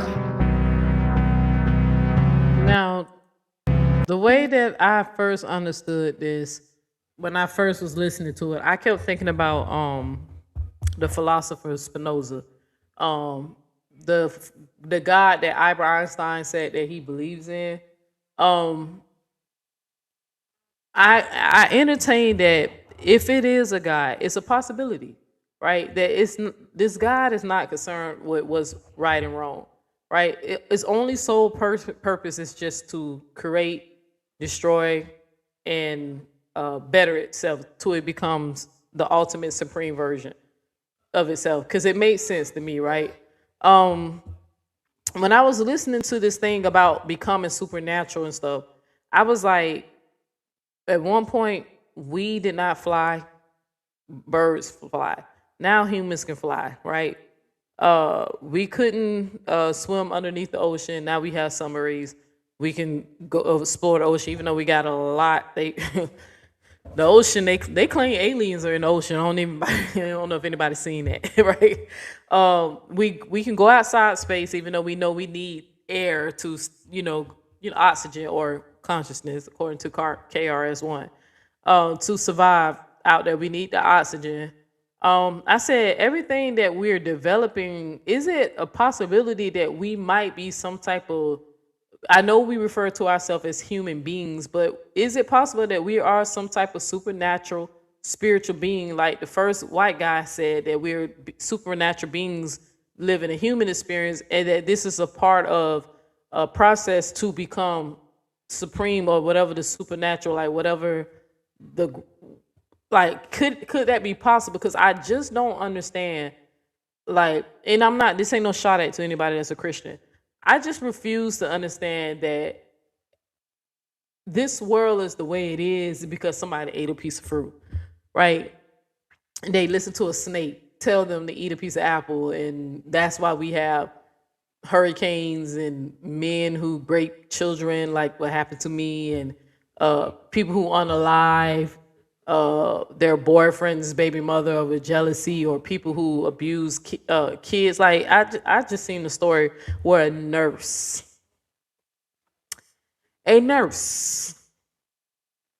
was abusing black babies, like babies that were born premature or having medical issues, purposely doing things that make their condition worse. And one baby, she wind up, they say she had to kill some twins because she crushed their bones or something. Like, it's some sick ish. It's that type of person, right? That person. And the babies that they were harming were black babies. So when I keep thinking, even racism, slavery, even if you read the stories in the Bible where kids were getting killed, like by bears and stuff, I refuse to believe that this is because of somebody ate a piece of fruit. Because I kept saying, because the barbarian things that human being has done over time, there's always a society of people collectively, culturally, that separates from that and become better, more civilized. If that makes sense. Like, we know in certain countries, women are still treated as property, and they get married off. Like, they don't choose their husband, the family choose their husband. And that usually this is by some type of family deal that they make, or some type of, whatever. And in America, we're not property, right? Now, some people might think that it's disorder because over here, even though we're not property anymore, we deal with baby daddy drama. We're now becoming to a part where women can, choose when they want to have kids. Like, if they don't even want a man to have kids, they can just artificially assimilate or adopt kids. It seems like we don't get things perfect in society, but we seem to break off, and wherever we break off to collectively, less harm happens. Like in America, it's illegal to enslave somebody except for if they go to prison, right? A husband can't grape his wife anymore. If she doesn't want to have sex with him, she can refuse. Other countries, she can't refuse, right? Plenty of stuff, man. Kids, child labor. We have child labor laws here, right? Other countries, kids are out there digging in mines, digging up diamonds and putting their bodies through all types of stuff just so we can have cell phones. Like when I keep thinking about it, I kept saying, okay, what is the purpose of this? What is the function of this? This cannot be because somebody ate a goddamn piece of fruit. You can't have a favorite group of people for no goddamn reason. If they breaking the same laws as everybody else breaking it, how the hell they your favorite? It's just, to me, just a lot of shit just doesn't make sense. But I said, but we're evolving. It's getting better. Less wars, except for when capitalist countries want to bully somebody and steal their resources. But it seemed like people are slowly becoming more civilized. And that, to me, is a sign that there's some type of social construct that we're evolving into. That makes sense. So it's definitely something going on. When I just kept thinking about it, I was like, okay, good.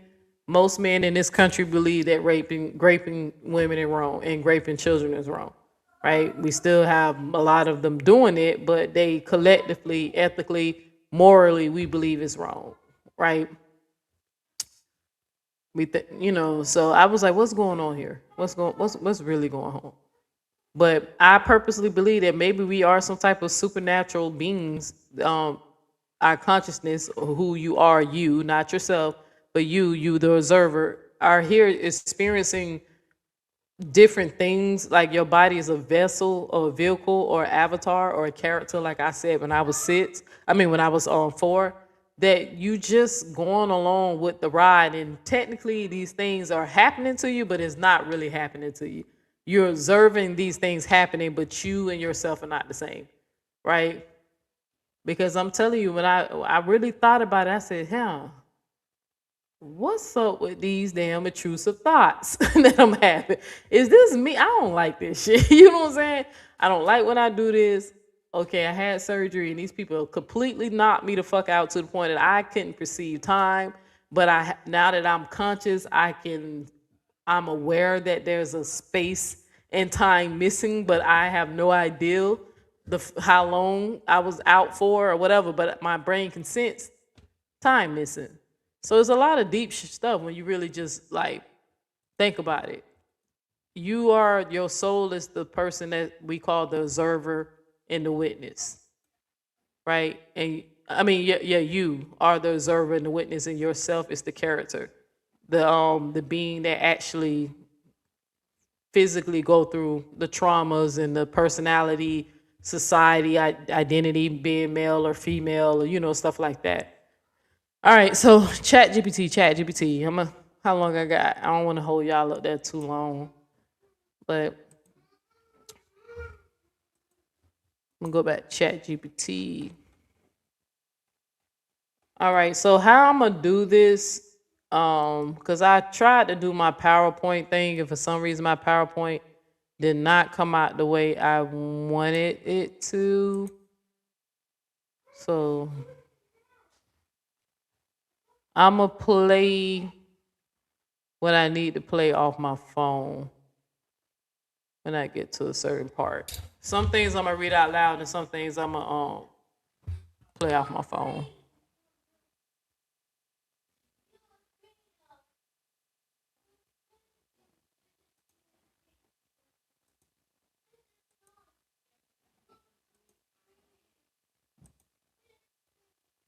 All right, let's see if I can see some of that. All right. So let's get into more about. Hey, Keisha, what's up, sis? Miss Didi said wicked helpful, right? Because I'm telling you, I'm like, oh, and God, why you let that happen? It's the churn. You know what I'm saying? Like, that's why I know people get mad at me, but that's kind of like why I be beefing with the Christian God a lot. You know what I'm saying? Because I be like, you see what they do, right? Like, but you sitting around, but people thinking you sitting up here attacking their enemies and firing people at that job that don't like them and all that shit. But kids are getting abused, but you concerned about somebody losing their car keys. This is what they say, God. I don't know. I think I don't understand. I hope these souls, they reincarnate to something terrible. So I don't know. I beef with the Christian God a lot. I ain't gonna lie to y'all. It's a lot. It's just a lot. When you read the Bible, right? When you read it, and then you go just do some research on where it came from, it's gonna piss you off. When you open up your mind and accept what you find, it's gonna piss you off. So I was pissed for a long time. You said right, petty-ish. Yeah, it's gonna piss you off. But again, I do believe the love of money is the root to all evil. That's why the world is fucked up now. Number one, men run it. I believe that the male world would be a better place if women were in charge. On God, I truly believe that. Right. I believe that males took the divine feminine of the original religions that truly believed in a feminine God. That's why you have the concept of Mother Nature. I believe over time males turned a feminine God into a male and made it more tyrant. That's the point why so much wars and stuff going on. But there's just, I think the world would be a better place than me if women ran the world. I don't want to go into that too much, but every time I said they don't turn God into a man, and that's why the world sucks, you know? So, because they get mad every time I show them that genetically everybody starts off females. They get pissed. They be like, that don't make no sense. That don't true. Okay, well, nigga, why you got nipples? Why do you have nipples? Why do my male dog Chopper have nipples? You never gonna use them. Why you have them? Because you're genetically female before you turn into a male. What, girl? Let me come over here. Let me teach you something. First of all, I can teach you something. Girl, you can teach me something. So, I bet.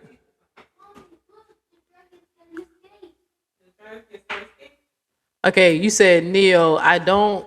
Okay, you said Neo, and don't judge me. I'm a Christian, but I do you/y'all believe that the devil has children? Okay. I do believe in what I like to call negative energy, right? But I think it's more than just people chucking it up to Satan and the devil and all that stuff. I do believe that there's some people here who their code is to be wicked. It ain't nothing they can do about it. They can't change it. Sometimes when I get up here and I be calling out the little crazy lady for her sick ways and stuff like that, there are some people who just damned, right? And it's not because they did anything. It's just why this stuff is playing out, why we living out this script, this character of this movie, like what I said when I was 4. It's part of the process to to develop. It's a process because everything. Okay, look at it like this, sis. Everything here on earth exists in duality. Like that's something that people cannot debunk. Everything is duality, male, female. As much as the LGBT community get pissed off at me when they keep trying to say there's a third gender or some people are intersex, them people are lying to y'all, right? Those people be having deformity in they sex organs, right? They have a deformed sex organ. And when the doctor can't tell if they male or female, what they can do now that we have the technology to do, they can run a blood test to find out if a person has X chromosome or XY. There is no third gender, right? But there's some people that play games like that just because somebody's sexual organs is deformed, right? It didn't fully develop. So, male and female, hot and cold, right? Good and bad, right? Long hair, short hair, right? Everything exists in duality. You know, it's either you can see or you can't see, right? You know, you feel what I'm saying? So, what we perceive as good is concepts that we came together collectively as a group of people and say, okay, this is good, this is bad, and the reason why we're saying it's bad because it causes harm.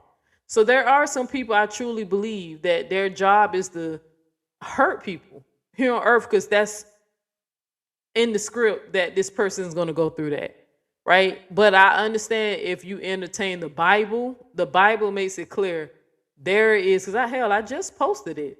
When I said the next time Nasty Nate say, because since she a Christian, majority of the people who support her and are Christian, and a lot of people who's against her are Christian, The next time she say, because she keeps going on this thing when she keeps saying Holly is a child of God and she's a child of God and all that. And I said, well, you know, Neo know the scriptures. So there's a scripture, I just posted it. Where was it? Okay, it was John chapter 8, verse 44.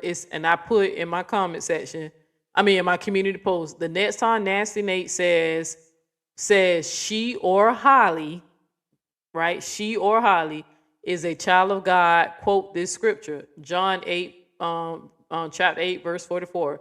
You are of your father, the devil, and you would do, and you will is to do your father's desires. He was a murderer from the beginning and does not stand in truth, because there is no truth in him. When he lies, he speaks out his own character, for he is a liar, the father of lies.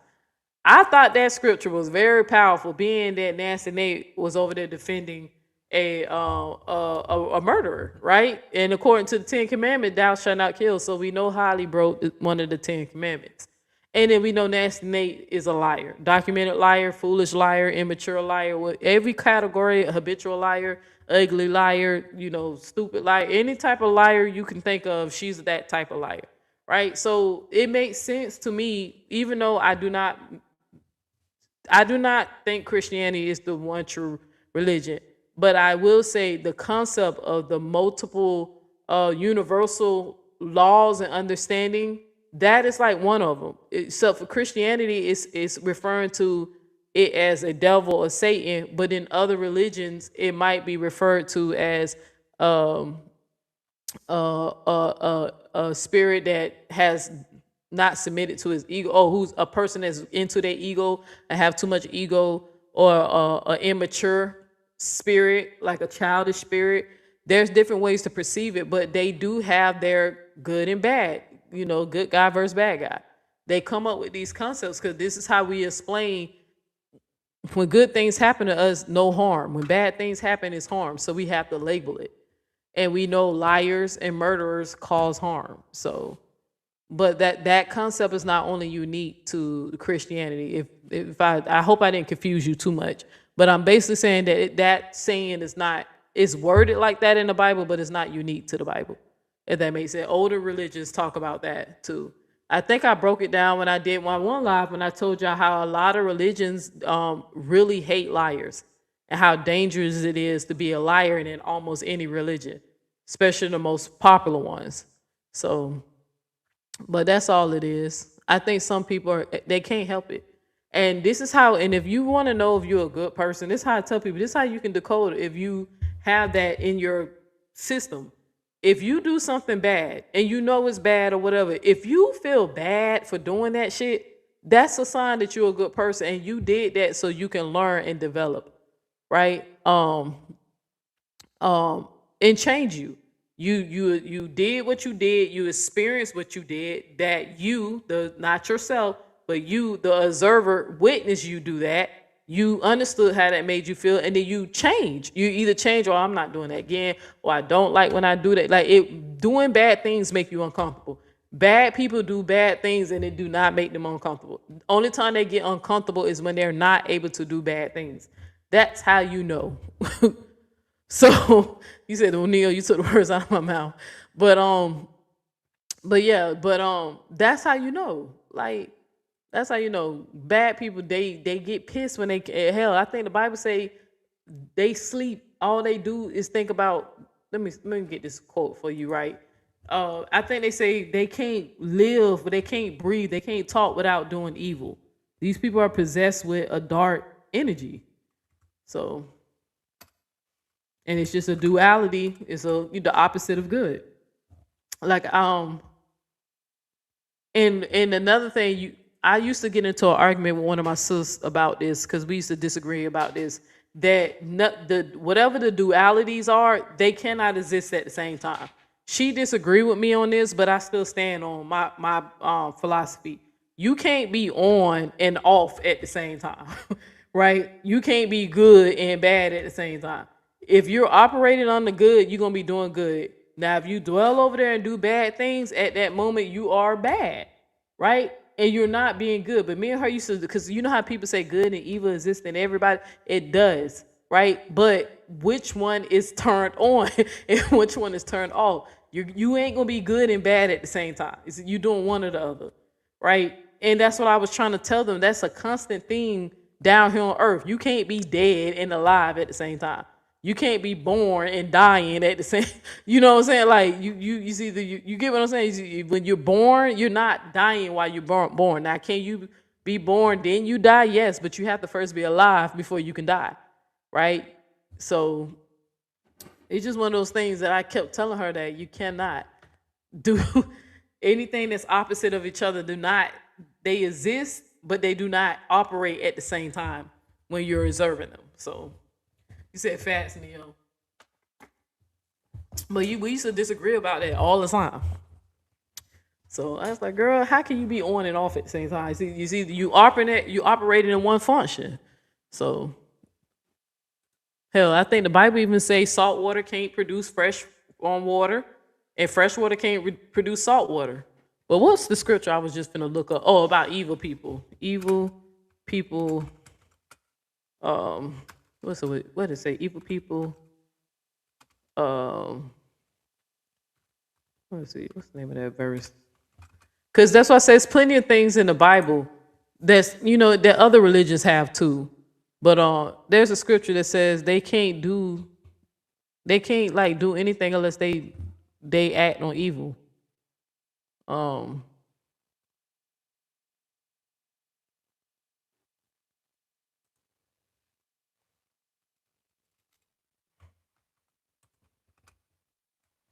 I know, I'm trying to remember this damn verse.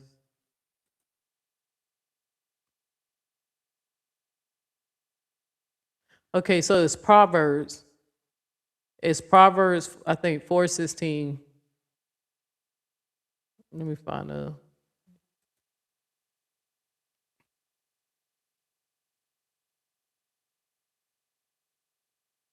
So yeah, it's Proverbs, chapter 4, verse 15 through 17. And it said, avoid it, do not go on it, turn away from it and pass on, for they cannot sleep unless they have done wrong. They are robbed of sheep unless they have made someone stumble, right? It says, I'm sorry, they are robbed of sleep unless they have made someone stumble. For they eat the bread of wickedness and they drink the wine of violence. In Proverbs, there's a scripture saying that evil people, they can't function unless they do evil. They rob, they can't even sleep unless they have done something evil, you know? Another verse says in the Message Bible, even though I never liked the Message Bible when I was a Christian, but in the Message Bible it says evil people are restless unless they make trouble. They can't get a good night's sleep unless they made life miserable for somebody, right? So perversity is their food. Perversity is their food and drink. Violence, their drug of choice. That's the Message Bible. So, but they're basically breaking it down that scripture saying people cannot function. But it makes sense to me because being that I don't believe in free will, right? And I said evil people don't go good. They don't turn good. They just stay that way. Hell, you heard that principality over there saying she gonna die. Like I said, why y'all won't believe this lady when she say certain things? That lady told y'all she's never changing. And she's gonna die doing the nasty shit she doing. Right? And then I hope some of y'all didn't miss that video when I broke down the difference between being an who advocates versus an adversary, her, right? Clearly, me and this lady are operating on two different frequencies. I am choosing to walk in the light. She embraced the darkness. That's on her, right? Or can she help it? She's not one of the chosen ones. So maybe. So Neil, you have made this very interesting. Appreciate it. So appreciate it. You want to explain that a little bit more, sis? because I'm talking about the function. You want to explain that a little further? You okay, babe?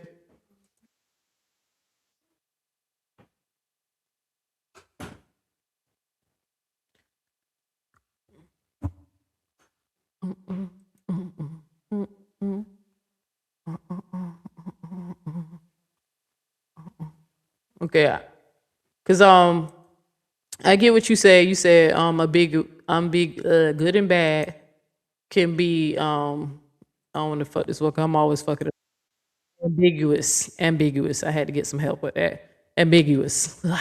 Y'all know my speech impediment.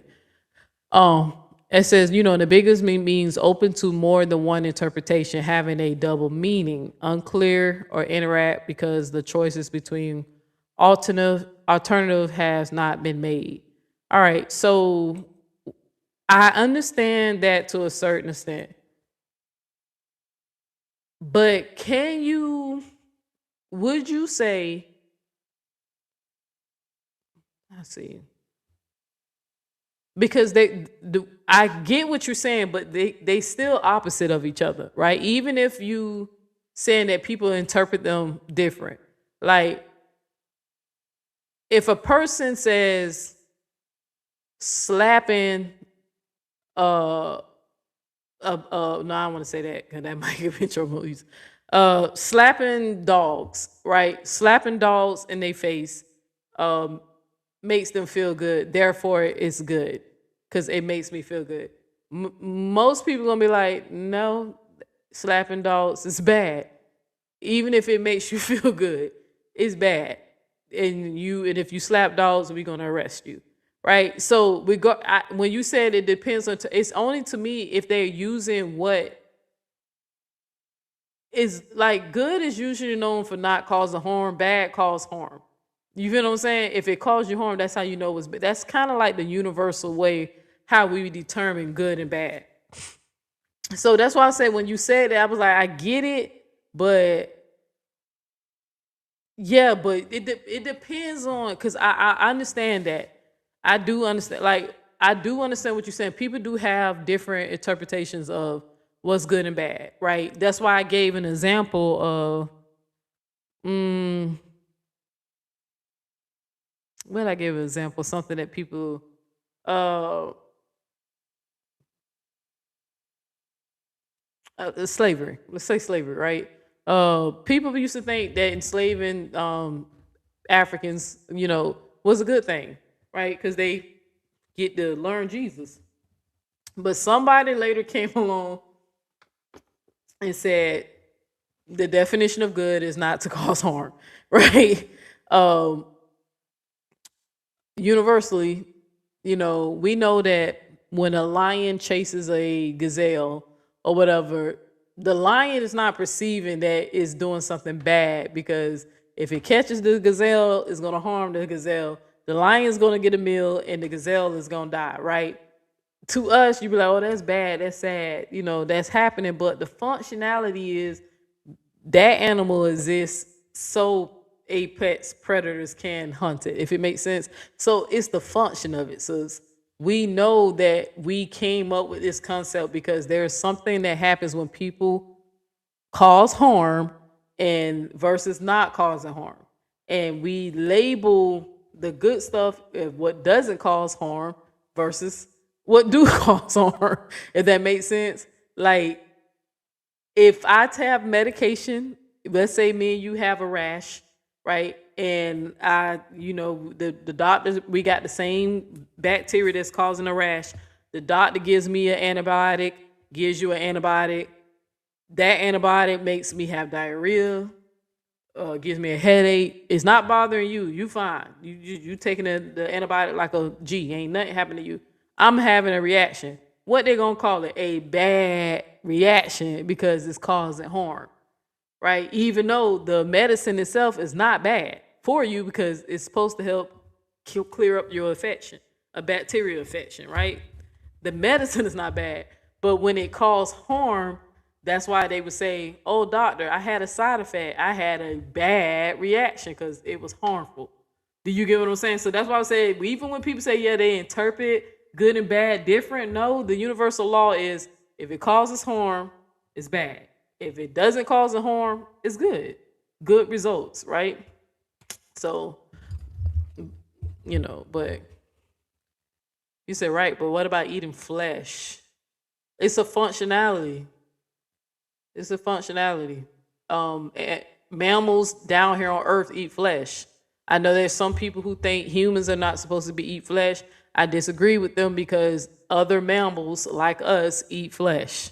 So now I just don't think we're supposed to consume as much as meat as we were designed. I really think we were designed when we first was designed to hunt the animals, so we didn't have a piece of meat or protein every time we ate.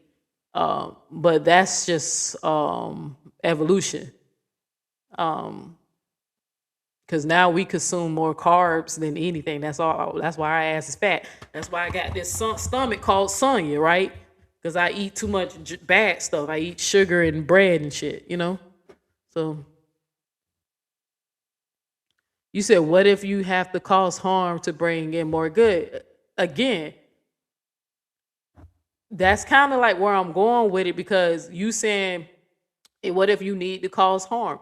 You know that that's going to be something bad because it caused harm, right? But some people will, I guess, if they feel like if it outweighs the overall suffering, the point is to relieve suffering. You don't want someone to continue. So would you rather for somebody to suffer for a short period of time or a long period of time? Most people going to say they want the short.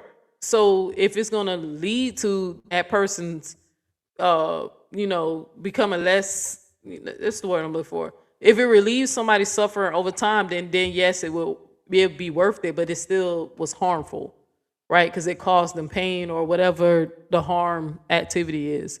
So no, it's not your intuition. So if you want to hit the link, because me and you, we can do this. You know how me and you get. I miss talking to you. I drop that link so we can get down to it. Then I can get back to this chat GPT. So it's also based on what you value as good. No. Because, okay, you know how like in the Bible, it says God created the moon, the stars, the earth, the human beings, and he said it was good, right? That's because in that story, that's giving God some kudo points for being a great creator, right? So that was good that he did that. But was it good? Because look what happened. Some motherfucker convinced a girl to eat a damn apple, and now me and Queen Ye allegedly going to hell for being in love because somebody ate a damn apple, right? so no, I don't say that because we know this is why I keep saying the universal understanding: good, no harm; bad causes harm, right? Somebody might say, "Oh, this is a good piece of paper right here. This is solid. This is a good piece of paper." That's not what the universal good I'm talking about, right? This is you just talking about the quality of it, right? But if I take this piece of paper and make a paper cut, that's gonna be bad. That hurts. That's causing harm. So you said you just started because you know it. Just in case you change your mind, I'm gonna put it in here anyway. You hit that link. Me and you. If you think I be arguing with Chat GPT, I argue with you because I didn't last time me and you argued. We was talking about the little snake. You didn't want to accept that I showed you proof of a divine. What I said? I showed you proof of evolution, right? With the damn snake. You remember when I showed you the snake that had the spider at the end of his tail, and then it developed that as a form of evolution to so it can survive out there in the desert. We can go at it again. I ain't scared of you, Choco Kitty. Okay. I do this. I argue with a damn AI. I do this. I'm gonna do a members only live to show y'all how me and the AI be going at it. But I get it. That's what I'm saying. But I get what you're saying. That's why I said when people say, "Oh, good is subjective," or "good is determined." No. We know universal. We talking about harm or no harm. Nobody wants to suffer.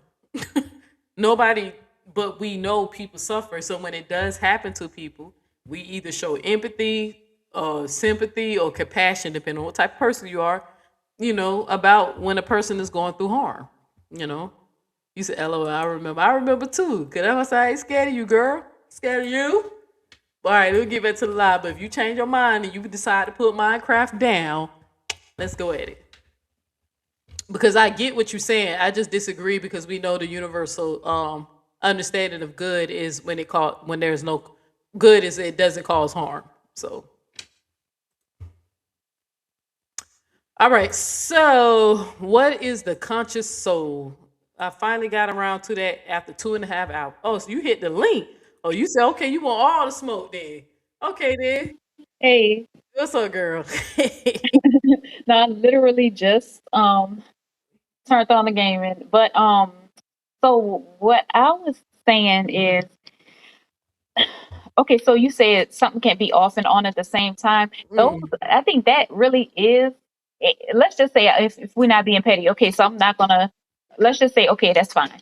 But as far as like good and bad already is um it's not something that's absolute. Of course, we have values as human beings, so therefore we're going to feel like what goes along with our values is good and what goes against our values is bad. But at the same time, our values are also what's the word? Objective. I mean subjective. Subjective is the word I meant. So meaning there is no universal good and bad. It's really Yeah. like it's philosophical. So No, it's but a it, beyond that, and that's not even like it's not like I'm trying to dodge the concept because even when it comes to like we can think of practical examples, because like okay, let's just say a lion eats because cats are obligate carnivores, so they have to eat meat. But at the same time, like humans are omnivores and plus humans are sophisticated enough to come up with ways to sustain ourselves without eating meat.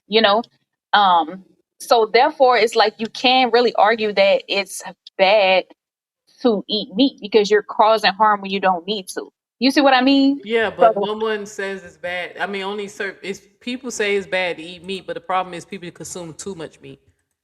You know well, what I'm no, what saying? I'm saying is bad as in terms of the harm that you're causing to the animal, whether by Well, ending the animal's life or by farming, the animal, whatever what the case may be. happened to the animal would be considered bad because it lost its life, right? Yeah. Right? But the person, it still caused harm, so that would be bad. That's why you have certain religion, like there's certain Jainism, certain Uh-huh. cultures of people who later developed and wanted to become vegetarians so they Yeah. can stop causing harm. You get Right. what I'm saying?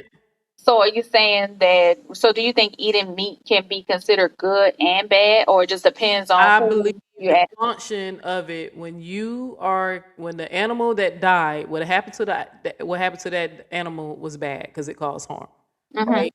When you consume it, say if you one of those people, depending on your blood type, like the Europeans, who we know scientifically they need to consume more meat than we, because that's a genetic thing in them, right? Uh-huh. To them, that would be good for them because the functionality is they need protein for energy. Uh-huh. Right? So that's why I said it depends on the function. That's what I say you can say uh that that lion that ate that gazelle, it was bad to the gazelle because it harm was caused to it. But to the lion, it was not bad because it got its nourishment. Well, It's so the point I'm saying is the functionality what of I it. mean is morally wrong. Like, No, but is see it? that's what Uh-huh. I was saying, that with the moral things, when you said people have their own understanding what's moral or whatever. That's why I Right. gave the example of slavery, because there was plenty of people who thought morally slavery was okay because they was introducing us Jesus. Right. Until later on, people realized it wasn't. These concepts Right. come about and they be like, okay, it's not, it's causing harm. They recognize the harm. But It wasn't because God told them to stop. Somebody was like, yo, this is not right. This right. is harming them. So But it's not good, it's actually bad.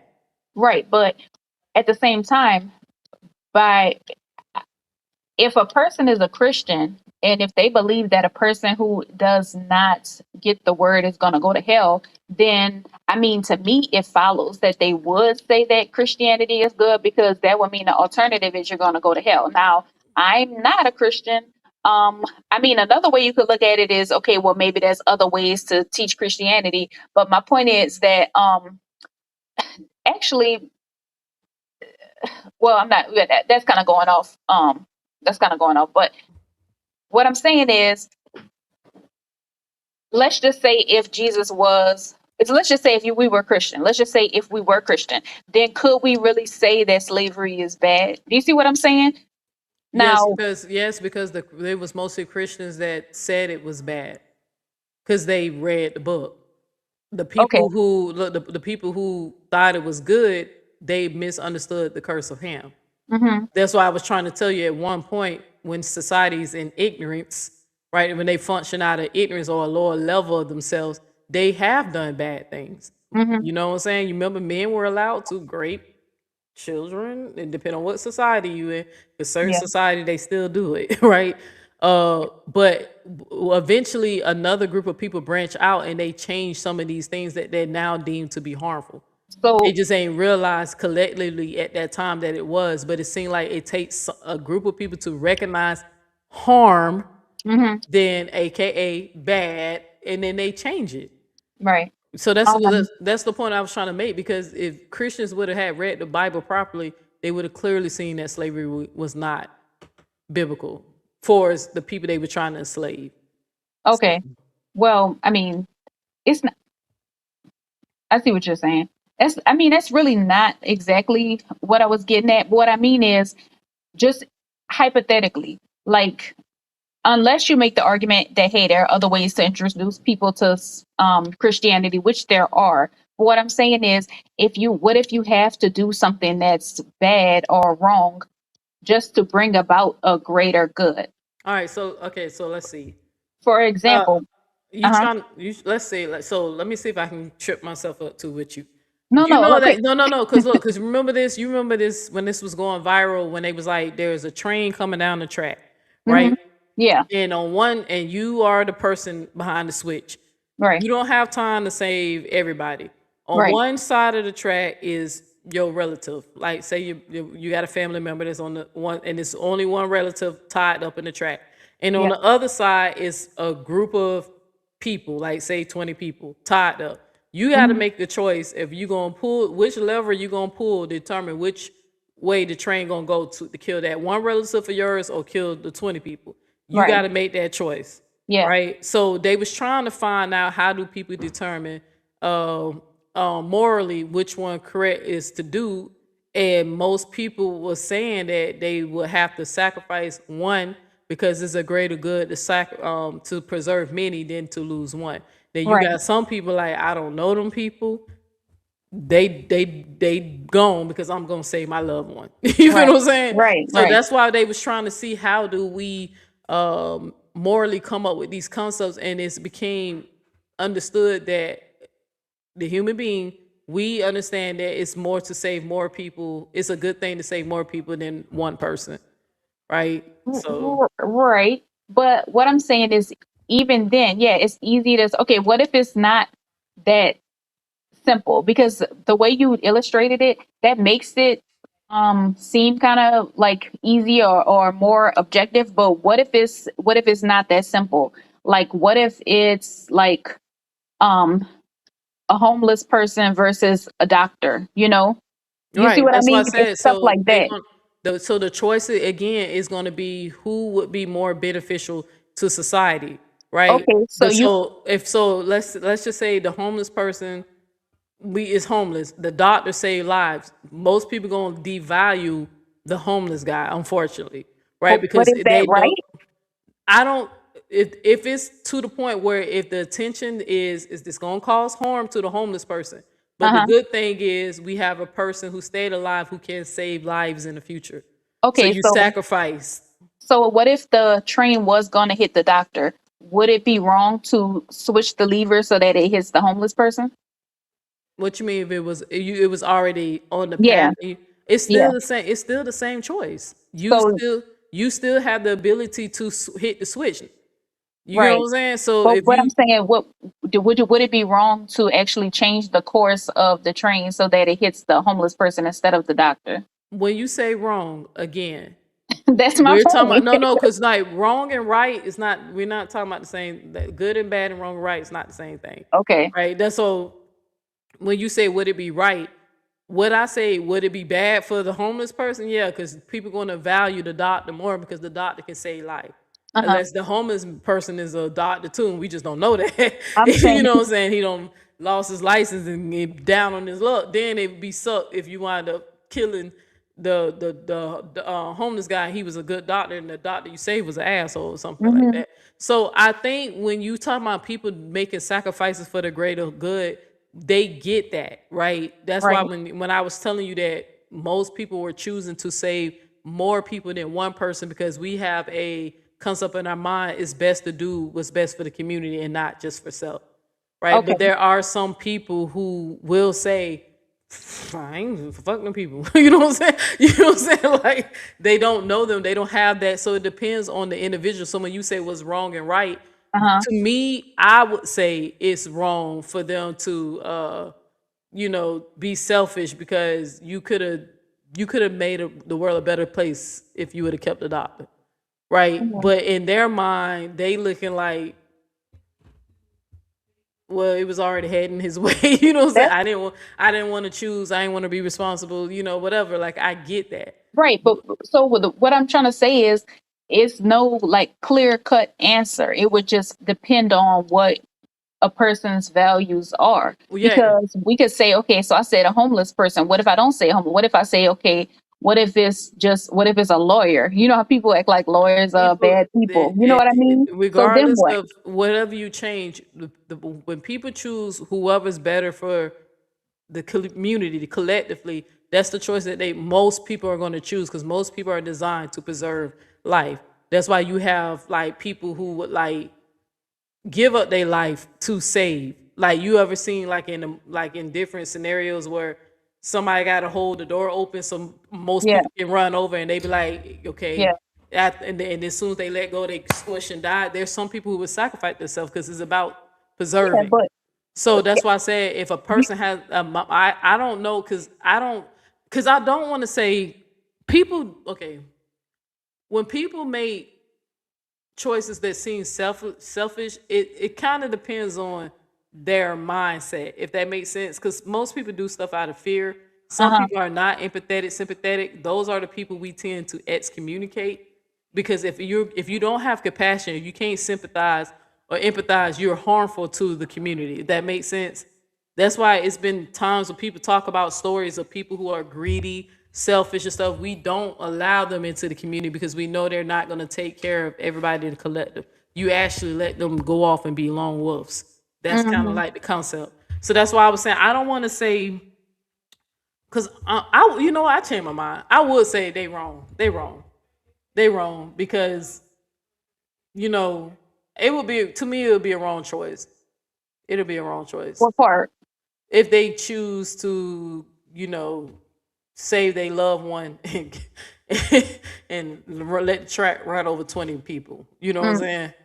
Yeah, So but uh, well, I because to me I it's kind of because maybe agree. because I'm hardwired to preserve life. So that's why with me, and I do believe that, you know, like that's what I said, maybe to me that because I'm hardwired to that. Because even when I tried to find a way to excuse why would somebody choose their loved one over strangers, it's because usually people like that kind of like they're not thinking about what's best for everybody. They thinking about themselves. They don't want Mhm. to run over that loved one because they don't want to lose that loved one. Even though everybody dies and your loved one is going to eventually die, you're going to have to feel that one day. But Right. so you don't go through the the grieving at that time. 20 other people finna go through those 20 people and all the people that love them finna be grieving. You So feel what would I'm it make saying? a difference if would it make a difference which way the train was originally headed? Like whether you had to actually change the direction or either way. I would think like yeah, because if you had the chance to preserve the lives of 20 people and you just let it happen because you don't want to make a choice, then to me, I think it's wrong. But you don't think that's your opinion, though? No, because again, what's causing harm? Because when I base good versus bad, the harm would be more people suffering than one person suffering. Like there's gonna be a lot. Those somebody, mama probably was on their Yeah. kid or whatever versus So one person. Only person will be grieving is you and the people who love that loved one with you. how Versus about so what if you had to push somebody off a cliff to save 20 people? Would that be wrong? again, again, what happening to the person is bad. I wouldn't say wrong because bad and wrong. I don't want you to think I'm using them the same way. Okay. What pushing that person off the cliff is bad, very bad. You know what I'm saying? Yeah. But not wrong because you're doing what's best for the community, Okay. right? Because Well, if somebody say you jump, and I'll be like, okay, y'all, I'm gonna sacrifice myself to save y'all. Would that be wrong? You get what I'm saying? no, but I mean, one is sacrificing yourself versus sacrificing Right. somebody So else. let's say if I can't sacrifice myself because I'm the only one qualified to navigate the ship or some shit. Right. So if I know that it's better for me to be here with these people versus somebody who's I don't know, let's say a rapist. You know what I'm saying? Somebody we know, a prisoner, who's he's a prisoner and we like, well, he a rapist anyway, so adios, bro. Sorry. You know what I'm saying? But you're gonna do what's best for the group collectively. So that's why when you keep saying wrong, I wouldn't say it's wrong because you're making the right choice by preserving the community. But it's bad that you had to do that. Yes. Well, I hear what you're saying, but I still feel like what you're saying is based on your values and that people can have different values. Like somebody else could make a different argument and they could believe it like just as earnestly and make a good argument for it, for example. So I don't think there's really any Make one right now. right. Make one right now. Make a good Um, argument why it would be better to allow 20 people to pass away versus one. okay, I mean, that's really not my okay. So no, I agree with you on that one. But as far as like me changing it, switching it, I don't know about that. But like for example, let's just say if a harmless person was going to lose their life versus a doctor, and I had to switch the handle to make it go to the homeless person instead of the doctor. Now I think that would be morally questionable. Now of course we can do the math and say that okay, this person is going to contribute more to society, blah blah, but at the same time, isn't that kind of like, I don't know, it's kind of like eugenics because you're saying that you're going to make the decision of who has value and who gets to live and who gets to die, But like that's as opposed but to fate. sis, but that's how that works here. You know how the survival of the fittest, people who are genetically sickly, right? Uh-huh. They actually encourage them not to procreate because they're gonna make genetically sickly people. Right? Say if the world is finna get ready to end, you know that they're gonna find the best doctors, the best scientists, the best people of their skill, and put them in a reserved spot while the world is ending, right? Because they doing that to preserve the human race. Well, That's what we don't, even though we tolerate people who's disabled and all that stuff, but when it come down to our survival, let's say if the world's ending and you got a person who can't walk on a wheelchair, you're not gonna take them through the woods with you if it's slowing them down. If you got a certain amount of time to you just gonna leave them where they are. You feel what I'm saying? So it's unfortunate, it's bad, but it won't be a wrong choice because at the end you're preserving life. That's what you're trying to do, right? yeah. So that's what I was So saying. Like, well, to sit up here and say, "Oh, you're choosing who's valuable to let me give live or you not." another example though, based on what you just said. Okay. So, um, Prince William, he says, I don't know what the context was, but he made a comment about needing to depopulate Africa.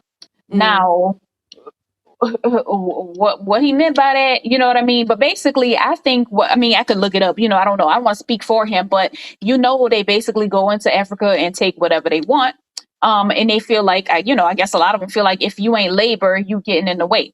So, what if he felt like, okay, you go and depopulate Africa, and get rid of a bunch of people that he feels are not providing value as he sees it, right? And then, you can use whatever the land or the resources for a greater good. Do you see what I So mean? that's no, Or that's what not about the fact? that's not the same because they're just saying that so they can rob those people, right? Yeah, They but just trying to steal the land. So no, that's not that's because another way to, I mean, that's another way to say it though. You're no, I saying that. don't. No, I disagree with that because let's say if you had those Africans who had the same technology or or the level of the things that they have, like whatever the European dude you said that, Hmm. and they wouldn't be able to rob, right? So just because somebody finds somebody less value based off the things they have, Hmm. that's not fair because we know they're that's like a form of supremacy, right? White supremacy Yeah, by saying that hey, they don't have the technology you have, so let's go wipe them out so they can rob them, right? right. So what about? Hmm. But if he was saying something like, this area of people are spreading diseases that's killing majority of the world or well half of the people that if they have to like contain a virus or something like that, then you have to do what you have to do. You get what Hmm. I'm saying? Like you have to Yeah, contain it.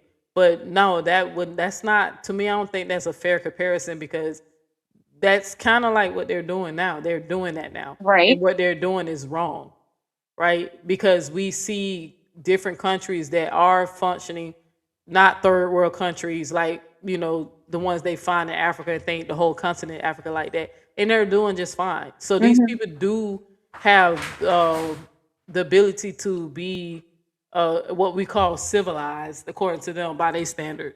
And have potential to contribute. I mean, every resource you need in the world is found in Africa. They're just trying to find a way to rob them, right? Because it's Right. just not a developed country. So no, I don't think that's fair because they're not causing harm. They just want to rob those people. That's Well, immorally wrong. That's morally wrong. Ethically wrong. I mean, I think everything you're saying really is basically like an argument. You know what I mean? So I don't think. No, No, of because course, it's not. I agree with you So on if this. Well, because again, you may want to, you would say you pick and choose. If you are in a situation where you have to preserve life, those Africans in those undeveloped countries is not a danger to the Europeans' life that want to rob them, even if they right. see them less than. The point that I was making is when it comes down to preserving life, there's nothing wrong with the Europeans. They just want to rob. Well, okay, but then So again, that's not the same. that's still your perception of what That is is moral. not Because a what if they value the quality of life over just life, for example? those Africans existing. It does not affect their quality of life, right? Those Africans are not causing them death, diseases, wars. They're No, not robbed. They just want to steal their shit. So it's right, not the right. same comparison. It's okay, so how about I mean, I hear you, but I feel like at the same time, like I feel like you're making a moral judgment when a moral judgment is still going to vary from person to person. So a moral judgment is going to be subjective. You see what I mean? So for example, and this is I don't agree with like blood diamonds or whatever the case may be, or the fact that they are over there stealing stuff or suppressing Africans just so that they can stay on top and maintain a hold on their resources. But at the same time, and when I say at the same time, that don't mean that I agree. But what I'm saying is a lot of the stuff that we use in our day-to-day life to enable us to live the way that we live, it comes from the fact that other people are suppressed. So is it wrong? Yeah, it's It wrong. But it's wrong, and if more people become conscious of it, they can yeah, change it, right? yeah, So I feel like the best way to do that is more people should advocate. Hell, Kanye West tried to tell everybody what the song "Diamonds Are Forever," right? yeah. But unfortunately, because we are more conditioned to the European standards, Hmm. quality of life, we just don't care over time. I know it bothers me. I feel Yeah, bad it does. that Yeah. you know what I'm saying, but unfortunately, I mean, my skin and my position here in the country, I can't do shit for those people.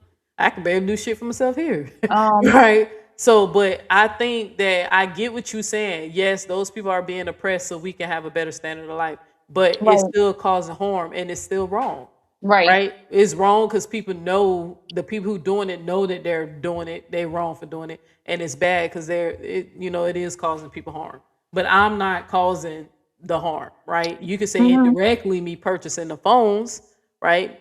I can boycott and not purchase any more phones, Right. right? But we know that's not enough. The too many people are willing to purchase the phone, Yeah. right? So Um. yeah, but the best we can do is spread awareness and stuff like that. That's why I Mhm. was trying to tell you back to when I was talking about purpose and destiny. Is there a God or whatever, whatever? I really think there's a shift happening, and some of this stuff is going to change. You know Mhm. what I'm saying? These people gonna get more humble sooner than they know. I really truly feel that in my gut. So, because it has to stop eventually, because it's just getting Mhm. out of hand now. Yeah. So Well, I didn't say any of those things to say whether they were right or whether they were wrong, but I'm just trying to the point I was trying to make is that depending on who you ask, you can make a case for why one is right or one is wrong. So, like, if you say, okay, well, a doctor has more value to society to than a homeless person that's unemployed, that basically is a net receiver. That, I mean, that's one way to look at it. But then another way to look at it is, if you try, what if you extend that argument, to the point where, okay, well, people who are net givers to society versus net receivers are more valuable. Do you see what I mean? Then it's yeah. like, okay, well, then you kind of are making an argument for eugenesis. So then we're No, we're no, basically no, talking about. no, no, Mhm. no, no, I'm not, because again, I'm wrapping Uh-huh. it back to, it's because if the other people are saying their life are being threatened and not preserved. Yeah. Again, my argument is most people by standard would do what's best to preserve life, but what's best for the community or collective. Those people, there's nothing wrong with what's going on with them. They just greedy and they just want more. So they Hmm. trying to use that, oh, well, they're not contributing, or they just little poor little dumb Africans. And when that's not the case. And When not them even people just, get when those not people get even. the Hmm. same education and tool and technology, they surpass them. Hmm. Some of the greatest inventions happen in Africa, Hmm. different countries in Africa. So we know that's not true. We just know they're trying to use that because I mean they've been killing, stealing, destroying for a long time, right? Until something happens, somebody grows a conscience, or another super country like China comes along who they don't want to beef with. But Yeah. no, that's not the same thing. That you're comparing, So, where I'm saying that when a person is trying to preserve life but over people who are just trying to still kill, steal, and destroy for greed, that's not the same thing. I hear you. Okay. Well, yeah, I hear you. I still feel like, let's just say, you saying preserving life, that's still um Because they don't want to go and stay. Like I gave you an example. You ever seen any Armageddon type movies where the yeah, world is ended? yeah. What's the common thing we see, that when the military's flying out, they Well, have a yeah, but list of people. Hold on, just think about it. Even though it's a movie, it's not real. They have a list of people, a protocol. They find the uh best brain surgeon in the world. They have right. the best heart doctor. They find the best of the top of their fields of these people, and then they lock them up somewhere, right? Yeah, And unfortunately, the rest of the world have to fend for themselves. right. I know ain't nobody gonna be knocking on my door like, you the best truck driver in the world. I know it's thousands of people. So I know I'm not getting it. You right? But that's just how that's what they Yes. doing, that because they So want the people who can contribute to rebuild society. so that's when the goal is to rebuild society, or when the goal is to recreate life or preserve life. So, but have you heard of the principle or the belief of antinatalism?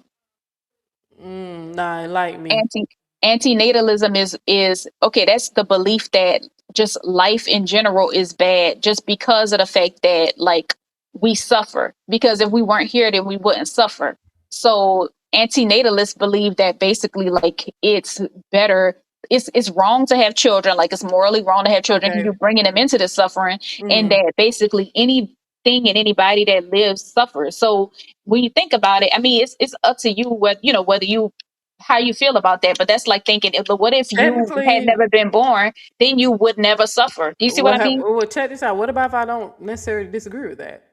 Because So that's what I'm no, saying. because sometimes no, like, because even though it's streamed, right? Yeah. it's extreme, but technically, because I used to say that, would it have been better if I haven't been born? I would have never suffered, right? But then to cope with that, the ego. Well, at least my baby brother, my best friend. You get what I'm saying? But Yeah. if I never existed, I could not have known love or pain or suffering. So I would never had missed out on anything because I would Right, never right. existed. So that's So why I said. That's why I said that's more of a stream. But who says that they incorrect for thinking like that? Because but that's my point though. Some people I will say they're remember. wrong. It's just a matter of our values of how we see things. So I don't think Okay, but morally hold on, but this, uh-huh. so I would combat that by giving them an example. Say if you have some type of gene, a genetic gene that when you're born you have a defect where your kid only lives to be you like let's say 23 or some shit. Like you have some type of heart defect that most people die at 23. Why would you keep passing down that gene? Even the doctor gonna tell you start having kids, but sometimes people do shit out of selfishness, right?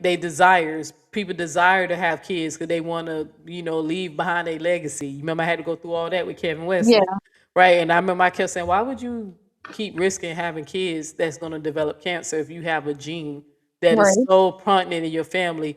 All Yeah, your siblings except for one got it. Like that should have been more reasons why you would have less kids, not more, right? Because now you yeah, open up to your child to suffer yeah. because you wanted legacy. So to me, I would chuck that down to selfishness. And But I don't disagree with those people who say start having kids. I tell women all the time start having kids. well, no, they don't mean just people that are sick. But let's just No, say, I'm okay, talking about period mhm, because they don't suffer. right, I actually, I'm not gonna say who, but I actually have a family member who refused to hmm, have kids just because of that philosophy. yeah. He said this world sucks. But then other people look at it in terms of, but it, for you to say that, that's as if to say that like a person that is sick or a person that whatever the case may be, disabled, that they don't actually get value out of life or that they don't experience joy when they do. So therefore, if you decide not to birth them or either somebody else decides, hey, these people shouldn't be birthed, that is still kind of saying eugenics because certain people are going to have better lives than other people. That doesn't mean that people that Yeah, don't have that great of a life shouldn't exist. You see what I mean? no, So no, it's don't. I it's a don't want you to continuum. hold on. It's I a don't want you to continuum. hold on. I don't want you to get this part. I'm not saying don't. If a person births somebody because they genetically bad, I was giving you an example of how we know a birth will be suffering.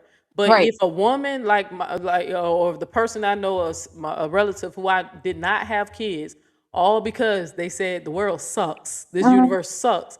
That's not me ethically or morally wrong. They're not saying I don't want to have kids because I don't want to have sick children. They saying the condition of the world. I don't know how long you've been watching it live. I said this world sucks because men run it, Yeah. right? Did you miss that?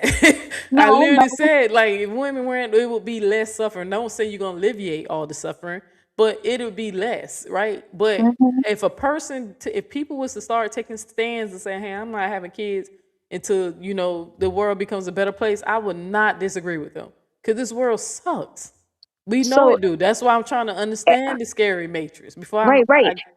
But that's the thing. I feel like everybody's going to have a different opinion, but it's still going to be based on our internal morals and reasoning and experiences. That's really the whole like point I'm trying to make is that I don't think there is an objective right and wrong. Now, I think there's a right and wrong that the majority of society can agree upon for sure, or a person that is not selfish can agree upon, but I don't think there's no objective morality. if somebody breaks what we deem moral, that's when we say right, right? Like if it's moral, if society has came together and say morally this is right, this is wrong, that's when you base what right and wrong is off of. Well, But that's me and you society's started values because right, right. So, but me and you first started off with what was good and bad, right? And I I do told good and you, bad, the same thing. no, I could do good and bad too. right and wrong, and good and bad is not the same thing, Right. But though. okay, how about okay, we could go back to slavery. A certain number of people, and I'm not saying I agree with this, I'm just being a devil's advocate. A certain number of people had to be sacrificed to improve the lifestyle and society for the people that came after them. Do you see what I'm saying? No. That's and I'm not saying I agree with that. I'm not No, saying I I agree with don't. that. But No, but because it's not even about good. So the is thing that is, bad or is that good? bad again. When I was using the word Not duality, when I said not right and everything wrong. exists, when I Not say right and everything, wrong. when I said Bad or good. everything, when I said everything exists in duality, good and bad. I gave you example of universally good is when there's no harm, bad is when it's harm. You are making an argument now of ethics and moral, which we agree that that is decided as a collectively with a group of people what is good and what's bad, and they usually determine that based off what's best for the community, So how right? but how is there an objective good and bad?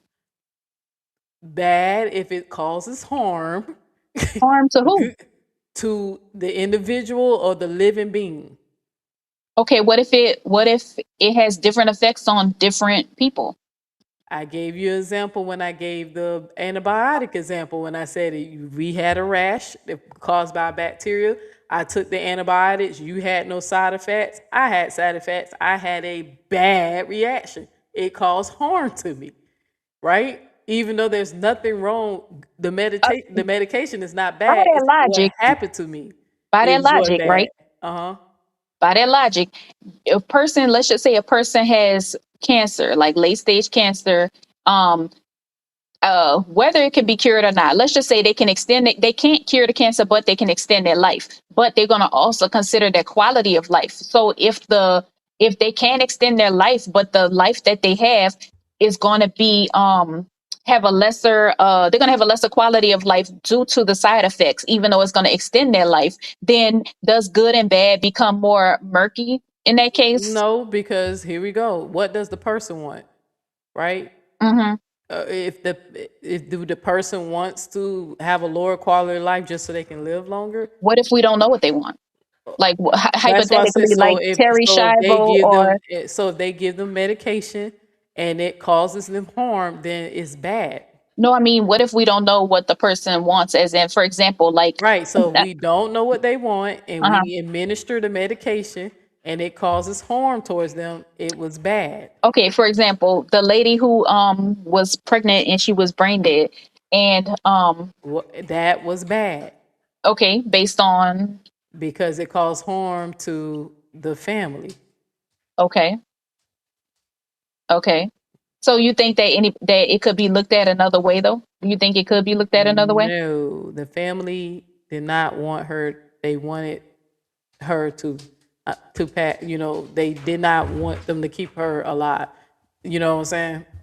Yeah, well, hospitals and stuff, they do have like ethics committees where they sit and talk those things through. But I Them think people that's another did. They only example. did that because of the abortion law.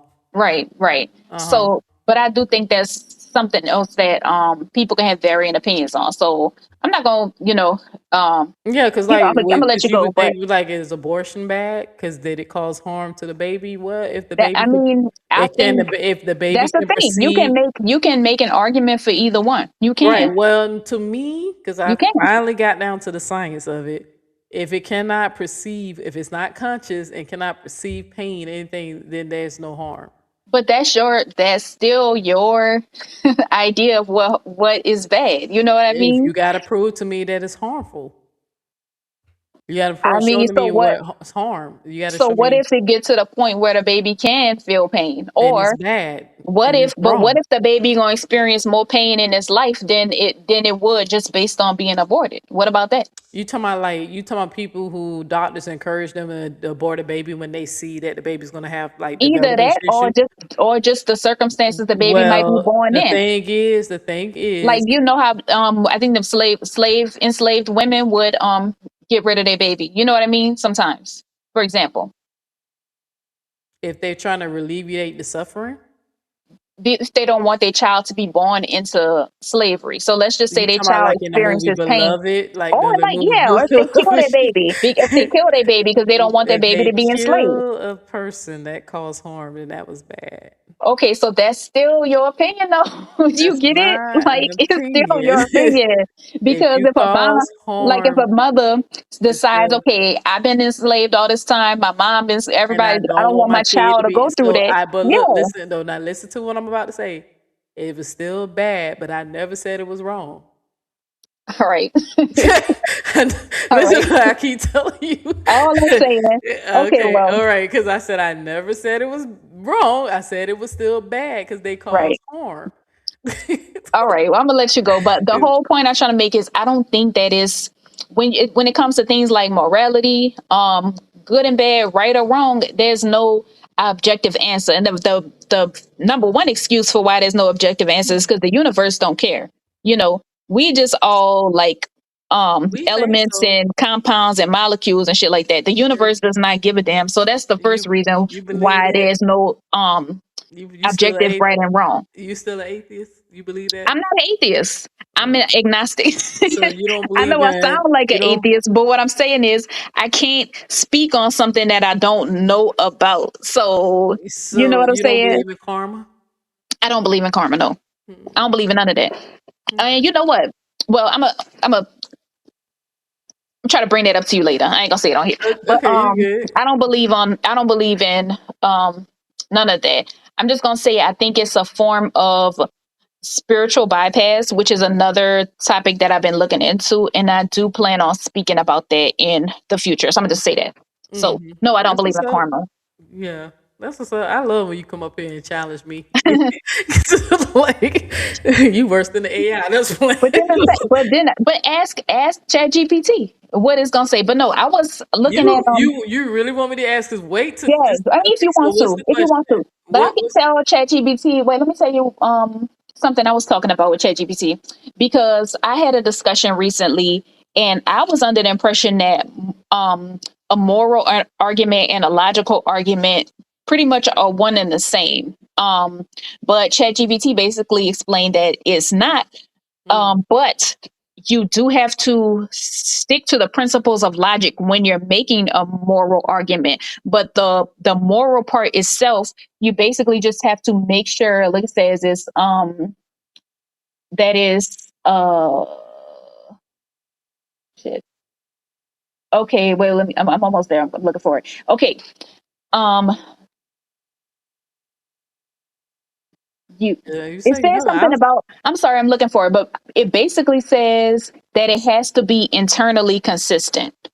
You see what I mean? So the part that is subjective is whatever the tenet or principle is. So you're saying if this, then this. So all that you basically would have to say that as long as if you carry that argument forward, no matter what direction you take that argument in, that this is going to be true because you don't want to end up with an absurdity. You don't want to end up with something that actually is going to be um inconsistent or morally wrong, because if you do, then that means something was wrong with your argument, and not as far as the morality part, but you're saying, hey, you got to go back to the drawing board and come up with a new rule. I'm not sure if that makes sense. I feel like that Yeah, didn't but make the thing sense. is, morals again. Going back to morals, moral is something that is principles that people determine right and wrong. Yeah. Right, and they usually base that off of if something is good or bad, like the harm that it Yeah. caused. Going back to the original Yeah. statement, that's why I was trying to tell you good and bad and right and wrong. Even though some people do use them interchangeably, Oh,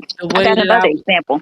the Got way I another was example. explaining it is it's not because they base their principle based off of what they deem is morally correct.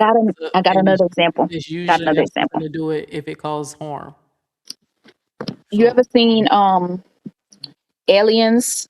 Let me just say Aliens, the second one, for example, I've seen a or lot of even the aliens. first one. Even the first one. I've seen a lot of them. Okay, so I okay, just well, don't I know. only I really don't know acknowledge. the order. I just seen a lot of them. I seen a lot. Okay, so in both of them, they sent the scientists out there under false pretenses, and they were willing to sacrifice the people, which were the scientists, in order to obtain and bring back to Earth the specimen. And they were willing to endanger people to do that. And that's so. My point is, in that I'm not going to get into all that, but what if a person or people value scientific or technological progress more than they value a certain group of people? So what do you think about that? I think what happened to those scientists is bad, and then morally, I think it was wrong. Huh? Right? I think the one what happened to the scientists are bad. It's bad, right? 'Cause they Hmm. cause harm, they die.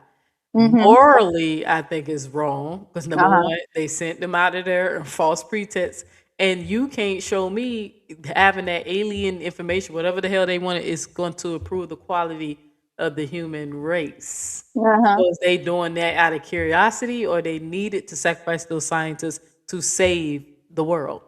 Uh-huh. So if they did not need to save the world and they did that just so they can find out if aliens exist, then it was fucked up and it's wrong. You feel what I'm saying? They Take wanted your the ass out there if you want to know if it's they wanted the tech for like wars or something like that. Like, exactly. So it was morally wrong. They but what if they look at it as the defense of the US? You know, defense defend of the from country. who? To Huh? defend from other aliens or defend from each other? I guess from each other. Then it was wrong. But if they went to do that so they But can says who? aliens They wrong for wanting to secure the future of the country, so they can kill other people, wanting to secure the future of the country. it's their country, the world. So they Yeah, want to they're kill other people, right? yeah. I mean, if It's they have to, I guess. again, so they doing it for their own selfish need, not to preserve humanity. Mm-hmm. So what's good for they just trying to be the super? They trying to be the big Mm-hmm. dogs with the big guns. Sound familiar? You know what country you live in? So ChatGPT said, when you're building an ethical theory, it begins with an axiom or principle. So that's going to be, I'm not going to say a foregone conclusion, but that's going to be outside of the logic of the argument itself. So for instance, I can't speak for you, but it seems like you're saying, okay, causing harm to living beings is wrong. So that would be your principle. Then you would build the, Bad. my bad, my bad. Okay, bad. That's all I'm saying. I didn't want to say what you were saying, you know what I mean? But Causing harm okay, is bad. Okay, so go ahead. but you begin with the axiom of principle, then you deduce moral judgments from those principles. So the deduction, that would be the logical part of it. And then you have to try to avoid contradictions or absurd consequences. So you have to think about what you say in different contexts to make sure that it's going to hold up. So yeah, I'm not saying that. Of course, I have values which make up like my perception of morality. But what I'm saying is, I know that it's not objective.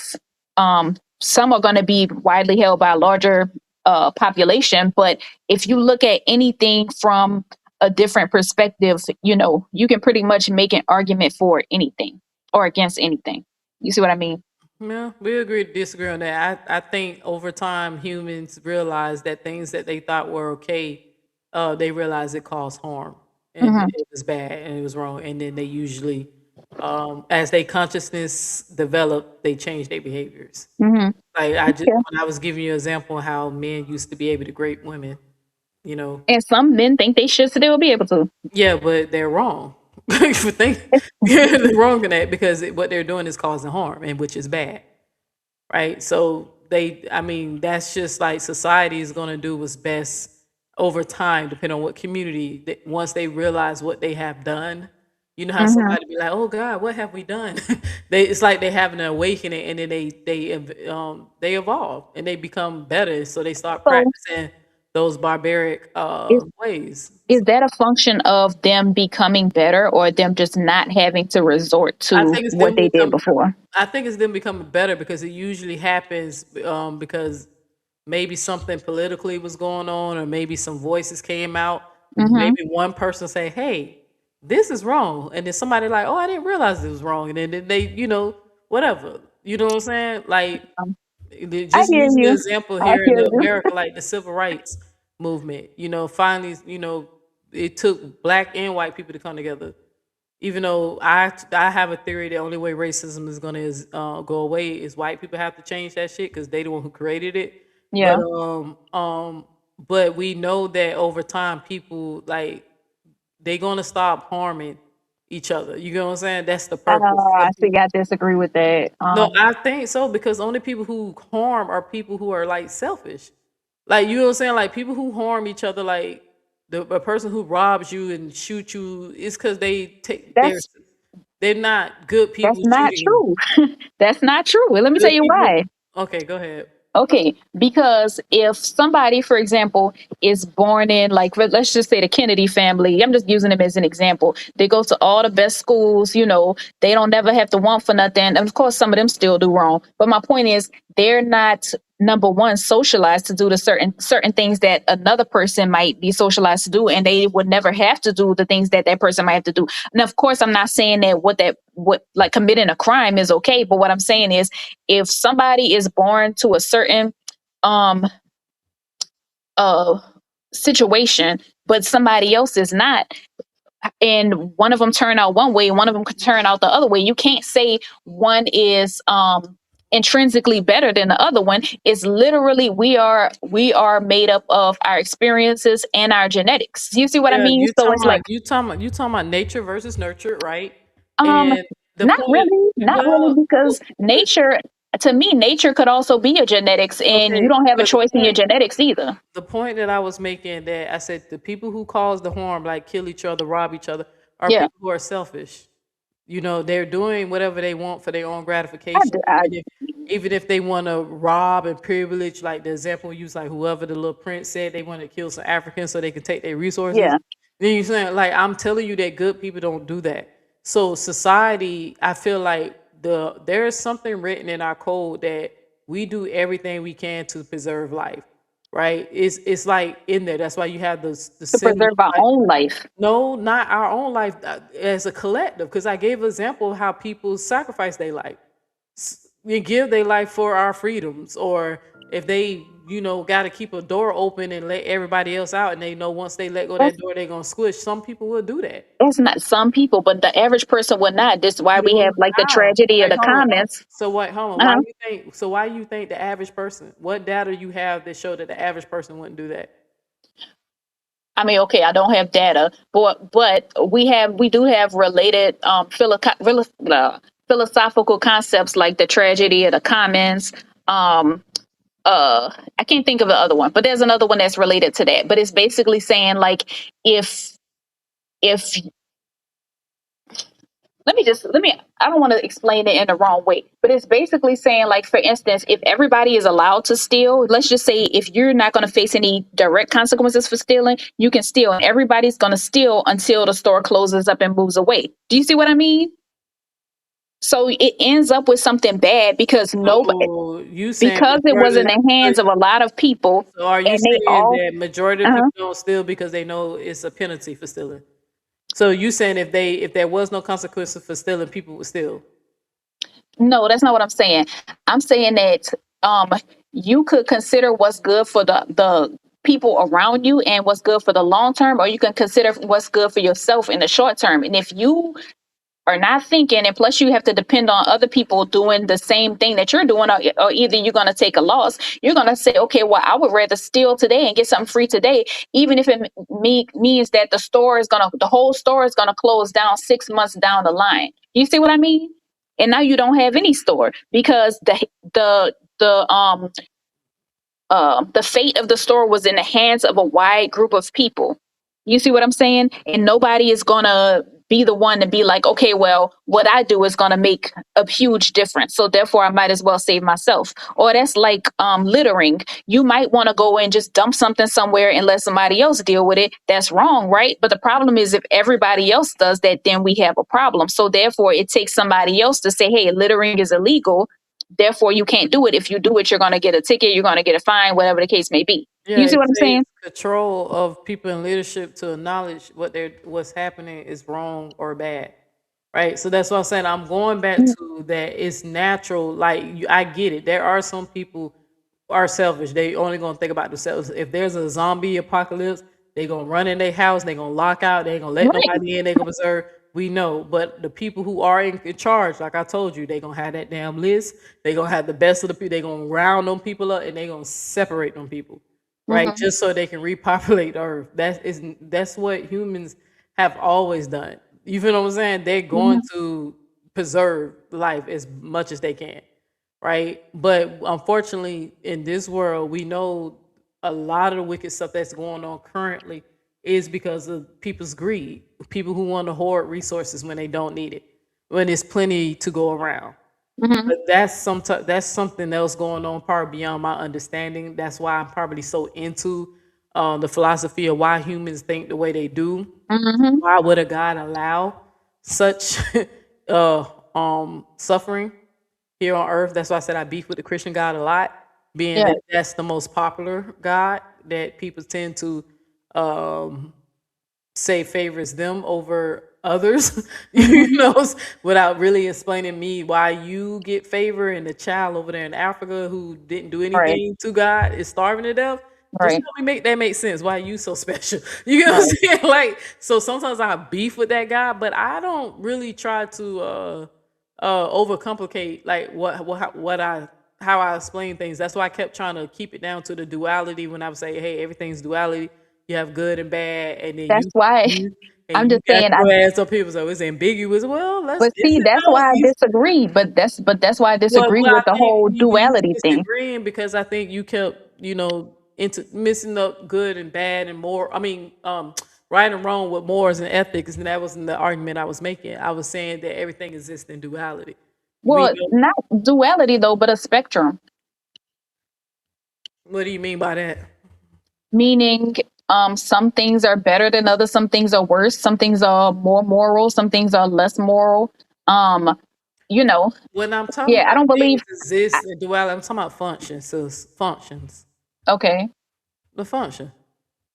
okay. I mean, maybe I'm not sure what you mean by that. Function of what's the opposite of alive? The truth. Alive. Oh, alive, What's dead. the opposite? Okay. What's the But opposite of that's dark? okay. What's Light, but there's different gradations between dark and light, though. the function of it, sis? The light illuminates, the dark consumes, and you know The what I'm dark. saying? Okay. I Yeah, mean, you dark is can't. the absence of light. So Right, exactly. Right, it consumes. I don't know about Right. the dark consuming anything, but Well, it's it's the consuming. It's consuming. It's absent light is consuming. You can't see it. It's like it's void. It doesn't. no, The light is not existent. um Is uh, is is darkness a material? Is that something material like metal? no, It's not. it's the absence of light. Okay, but is it something that can you touch darkness? Um I would say no. For I would say something to no. be absent of light, is there a container? Like if I wish I had a cup. Inside this cup, right? You can see inside of it, right? Yeah. And but if I do this and cover up the light, the darkness is inside the cup, right? Yeah. All right, so because you said it's the absent of light, right? Right.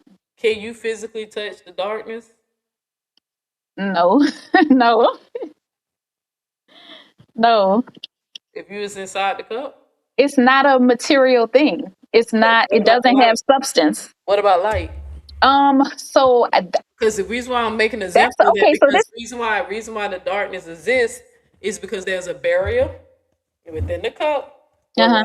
light cannot get in, and I covered it. That's That's why I not said really, I would say I don't agree with that. I would say that the reason that you can see, for example, is because there's the energy called light that illuminates. there's a But barrier, sis. I There's a think barrier because the light is contained in something, and the reason why it's dark because there's a barrier where light can't get in. so. I guess it just depends if you're talking like scientifically or metaphorically. Um, because It's light, I mean, I don't know. Light is a form of energy, right? So I the mean, light couldn't get in because there's a barrier. So that's why darkness was inside that cup. well, but the light still has to come from a source, so it would depend on where the light is going. It's not like light is just everywhere. Darkness only exists And because there's a barrier where light can't get in. all right, you got it. You got it. You got it. All So right. that's a girl. You know, all I do is drive trucks and think all day. So that's why I was saying. That's why when they say the universe is expanding, interesting. That's a very interesting concept to me. Well, you disagree? I don't know, because I never looked through a telescope before. And I'm starting to, I believe in the simulation theory. To me, it ain't no goddamn universe possible. You know what I'm saying? There's Mhm. a computer chip for all I know. I mean, yeah, for all we know, but Right. I don't know. Me and you ain't never been on no rocket and went out of space. So, Yeah, as far as we know, this could be the Truman Show for real, for real. So, could be, but I mean, you know, I don't yeah. know. Could be and is two different things. Or could be versus having evidence, Somebody or it's was two up different here. They things. dropped down. I forgot they was up here. Damn. I don't know who it was who tried to come up. But if you want to come back up, I forgot. I put them over to the Oh, side. my And bad. no, Oh no, you let me good. get No, down. it's not. No, it ain't your fault. That I don't know when they left because I put them over to the I side, ain't know.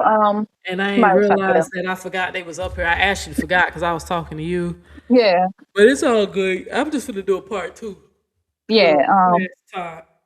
All right. And I gotta get through the part of the lesson All right. that I Yeah, had but thank prepared. you for No, I letting me up. don't, girl, I don't mind when you come up here and challenge me. You know what I'm saying? Because you mean right or wrong. I don't be right all the time. I don't know it all. I learn shit all the time.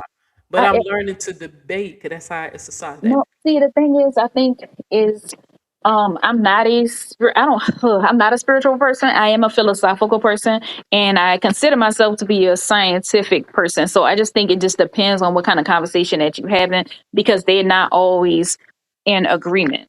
I'm So, I'm a scientific person. I just don't lean over to one side. I try to stay in the middle because science mhm, can't answer everything, and the spiritual people can't answer everything. You know what I'm saying? I gotcha. Like, so that's why I say I just don't fully. That's why when I thought about being an atheist, it's like something smacked me across my head. It was like, bitch, you know better. You know what I'm Yeah. saying? Yeah, Mhm. you're right. Yeah, yeah. All But right. atheists do bring logical. I'm not atheist. Yeah, All right. I I'm know not you're not. atheist. I know you're not. I I'm was getting closer. I'm getting closer. I ain't well, gonna I was lie. almost there. I was almost there, but I think after It, interviewing those people who had near death experiences and then the things that happened to me and then me believing in the simulation theory, I do believe yeah. there's a creator. Now, is it the one in the Bible? Most likely not. That's something Right. else. You know what I'm saying? No. Yeah. The God of the Bible is not the God of the universe. I don't believe that. Yeah. I I, wholeheartedly agree. All mhm. right. All right. Well, to be continued. All right. All right. Bye. Break room. I wasn't ignoring you. Did I ignore her? Her name was Choco Kitty. I didn't say her name. I thought I said her name. I was ignoring you, sis.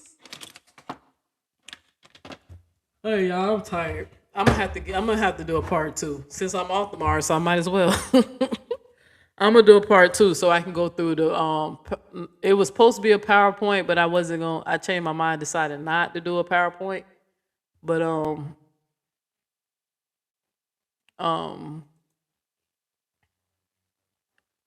I'm because I wanted to go through this explaining the soul, the ego versus the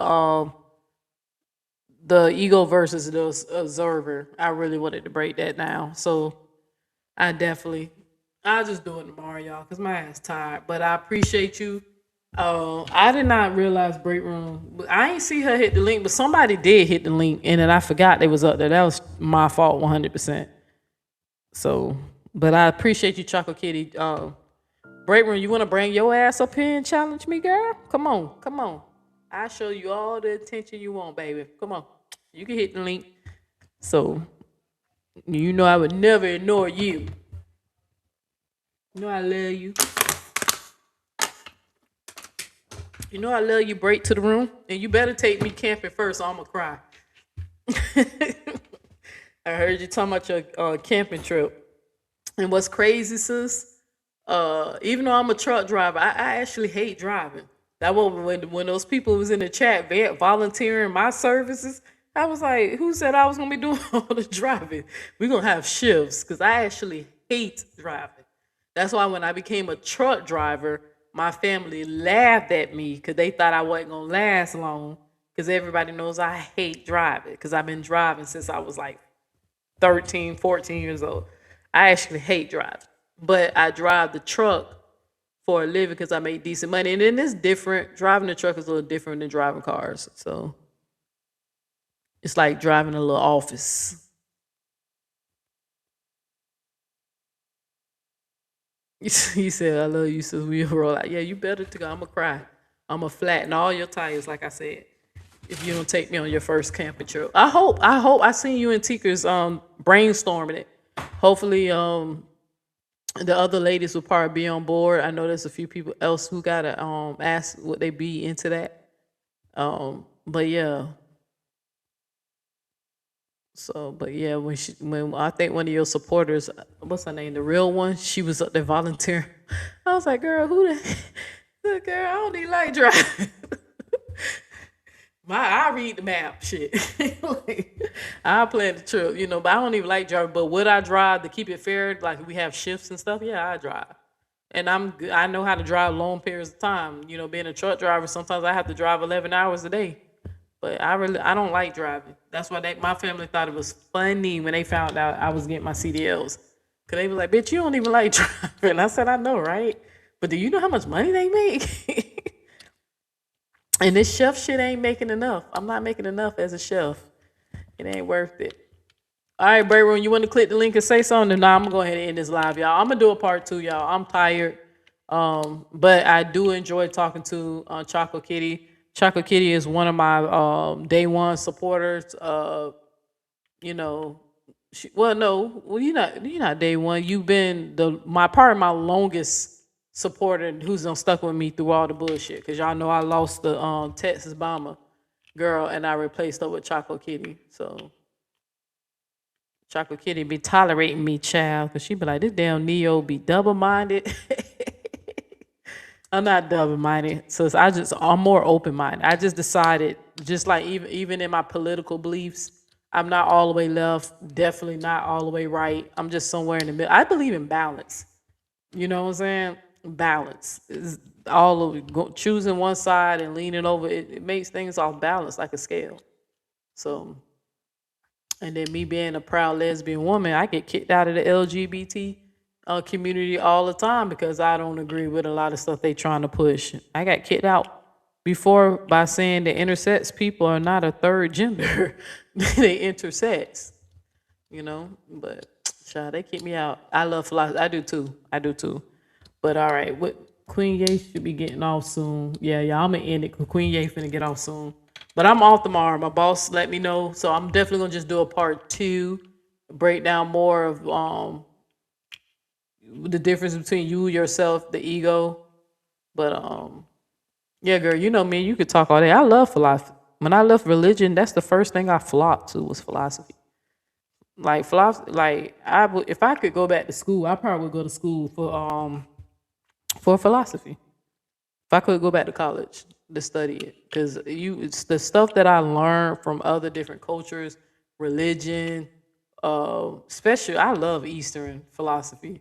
Like it ain't trying to shit on white people. They shit all right, but them damn Asian and Indian and Africa, like man, I love they stuff because they stuff seem more soulful. Like so. I love it. Thank you for teaching. Waiting for tomorrow. Good bless. Yeah, tomorrow's gonna be more teaching. I promise. I promise.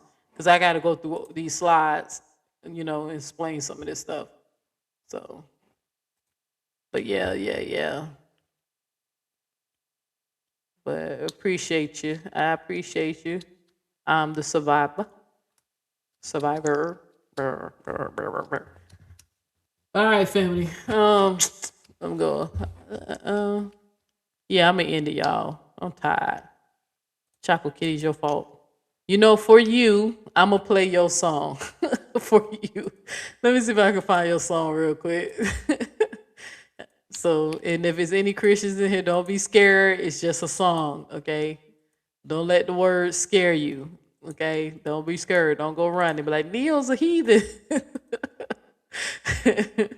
This is just Choco Kitty's song because I remember when I made it with AI and when I was putting the lyrics and I was telling the AI what I want the song to be about because I was on some other time right now. Because I was like, man, God abandoned us, man. Like, I think I was just getting overwhelmed with all the suffering. Every time I turned around, somebody was suffering. I was suffering. The world was suffering. I was just going through it. And I was like, man, it can't be no God with all this suffering. So why would he allow this? Because somebody ate a damn piece of fruit? But let me see if I can find that song for Choco Kitty. Where you at? Where you at? Where you at? Where you at? I know I didn't delete that song. Oh, here you go. Shout out Choco Kitty. Here's your song, boo.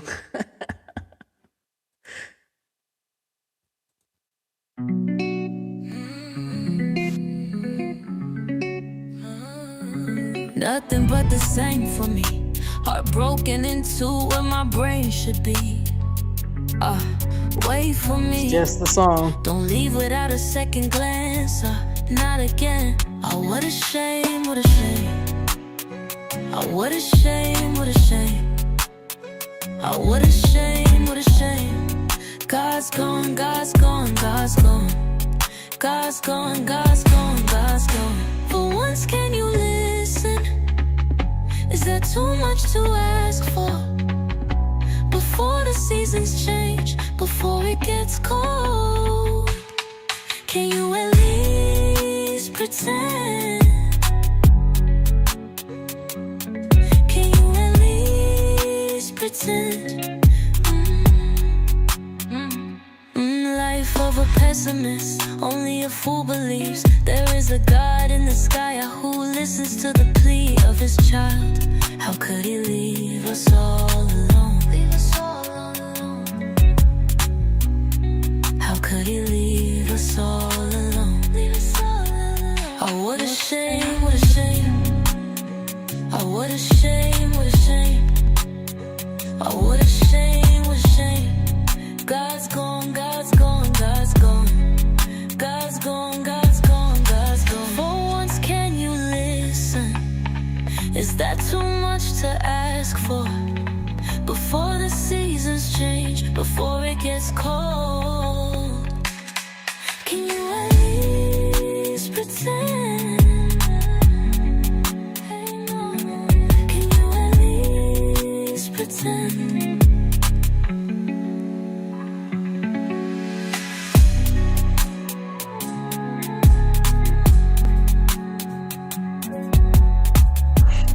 You funny.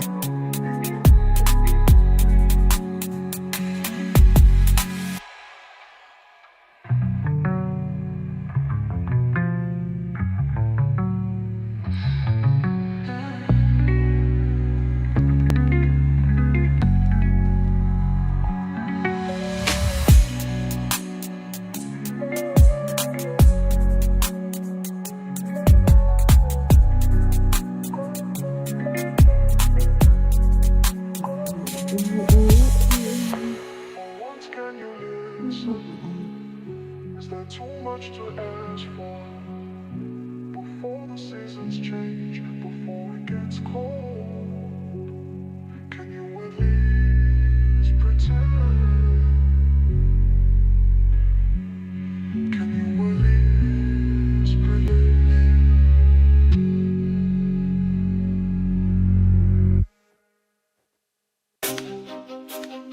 I remember when I was making that song, I was so angry. I was like, God, abandon us. I forgot what was going on. It was something, a lot was going on. Was it the school shooting? It was like a school shooting or something. So it was a lot. I just remember a lot was going on. Yeah, you can use that song anytime you want, girl. That is your song. You can use it anytime you want. Like you said, just show me a little credit. Like my girl Neil X made that, give me a little credit. We good, sis. But yeah, I just haven't been playing. I haven't played it in a while, right? But I haven't played a lot of songs in a while. But all right, family. I'll catch y'all tomorrow. I'm tired. But we're gonna pick up. We're gonna actually get to the lesson. I'm gonna find a way to, not deter off my live and stuff. But I'm off tomorrow, so things happen for a reason. Tomorrow I don't have to rush. I can take my time, explain things. I'm trying to see if I can find a way so people can even call in who don't want to hit the link or don't know how to hit the link or whatever. So can you make a separate video for it? Yes. Am I gonna get around that tonight? No. But I can do it tomorrow. You got my email, right? You emailed me before because I know I kept getting you mixed up with the girl from New Orleans. Right? It was a chick. Well, are you the girl from who from New Orleans? I think I've been getting you missed. I used to get you mixed up with another girl who's from New Orleans who used to contact me. But yeah. So yeah, just email me and just remind me to do it. But I'll make you a separate video. So what you want what you want me what kind of artwork you want? That's like yeah, so no, okay, it is you. Yeah, so you email me again, because I know your email is somewhere in my mailbox, but I don't think I saved you as a contact. So you are the girl from New Orleans. But I used to get you mixed up with, it's still I used to get you mixed up with another girl.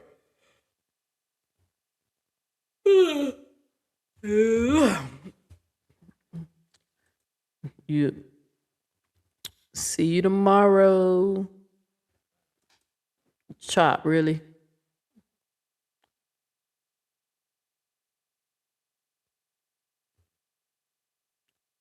All right. I'm trying to think of a song to play.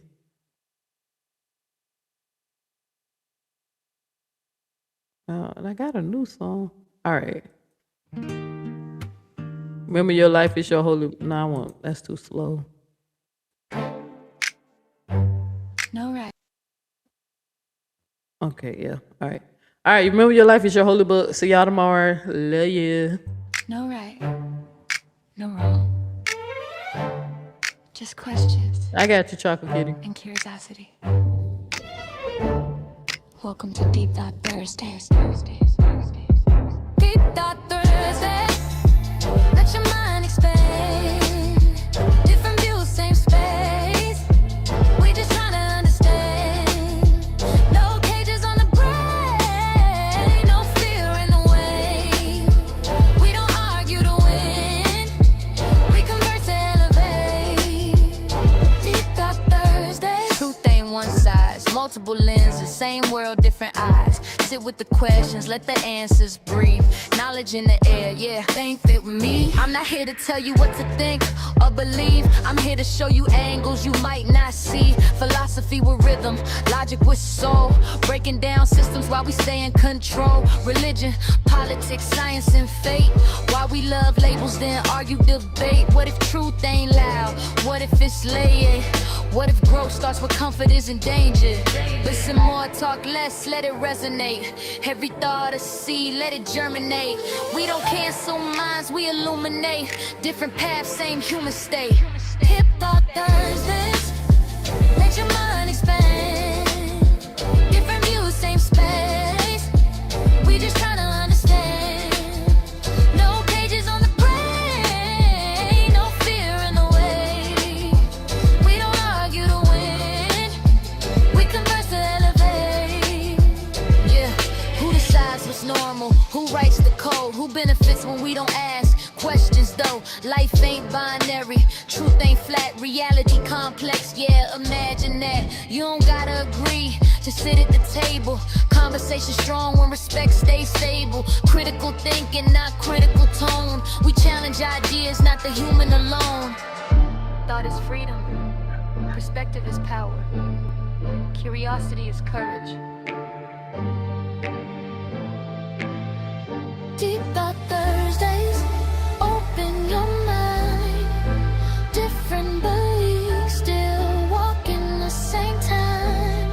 If the question shakes you, that's growth in disguise. Think deeper, speak free, and evolve in real time. Healthy dialogue, critical thought. Welcome to Deep Thought Thursdays.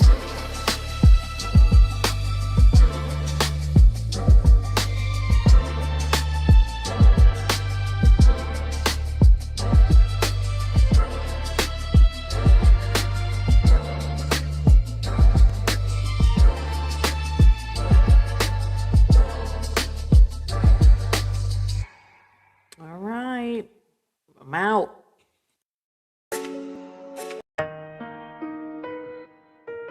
Yeah. They think I'm mad. Nah, I'm awake. Big difference.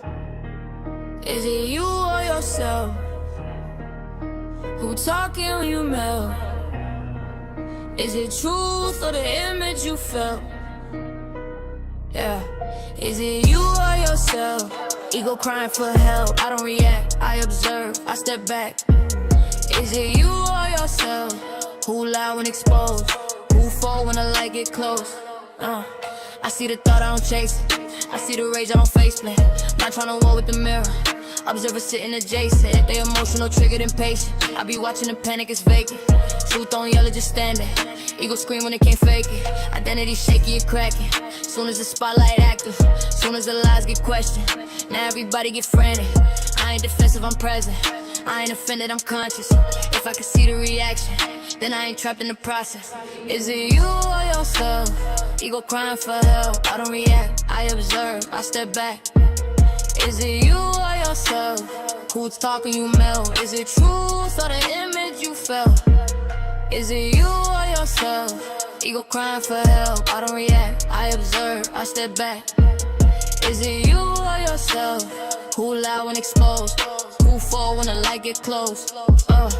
Ancestors whisper in silence. Ego loud, but it's fragile. Disconnected from Maury. That's why they acting so savage. They need crowds, they need praise, they need enemies. Stage, truth come through, no protection. Not smear, rage, engage. Projection heavy, it's obvious. They bleed in public, it's comical. If the shoe fit, they stomping it. Observe a calm, I'm bothered. I don't argue with chaos. I don't wrestle illusions. When awareness walk in the room, all the masks start losing. Who you are when nobody clapping? Who you are when the lies ain't landing? Is the truth make you feel attacked? Yeah. That's ego dying, not damn it. Is it you or yourself? Who fold under pressure and tell? Is it soul or the image you sell? Is it you or yourself? Observer, breaking a spell. Once I see it, I'm free as hell. I don't crash it, I clock patterns. I don't lose control.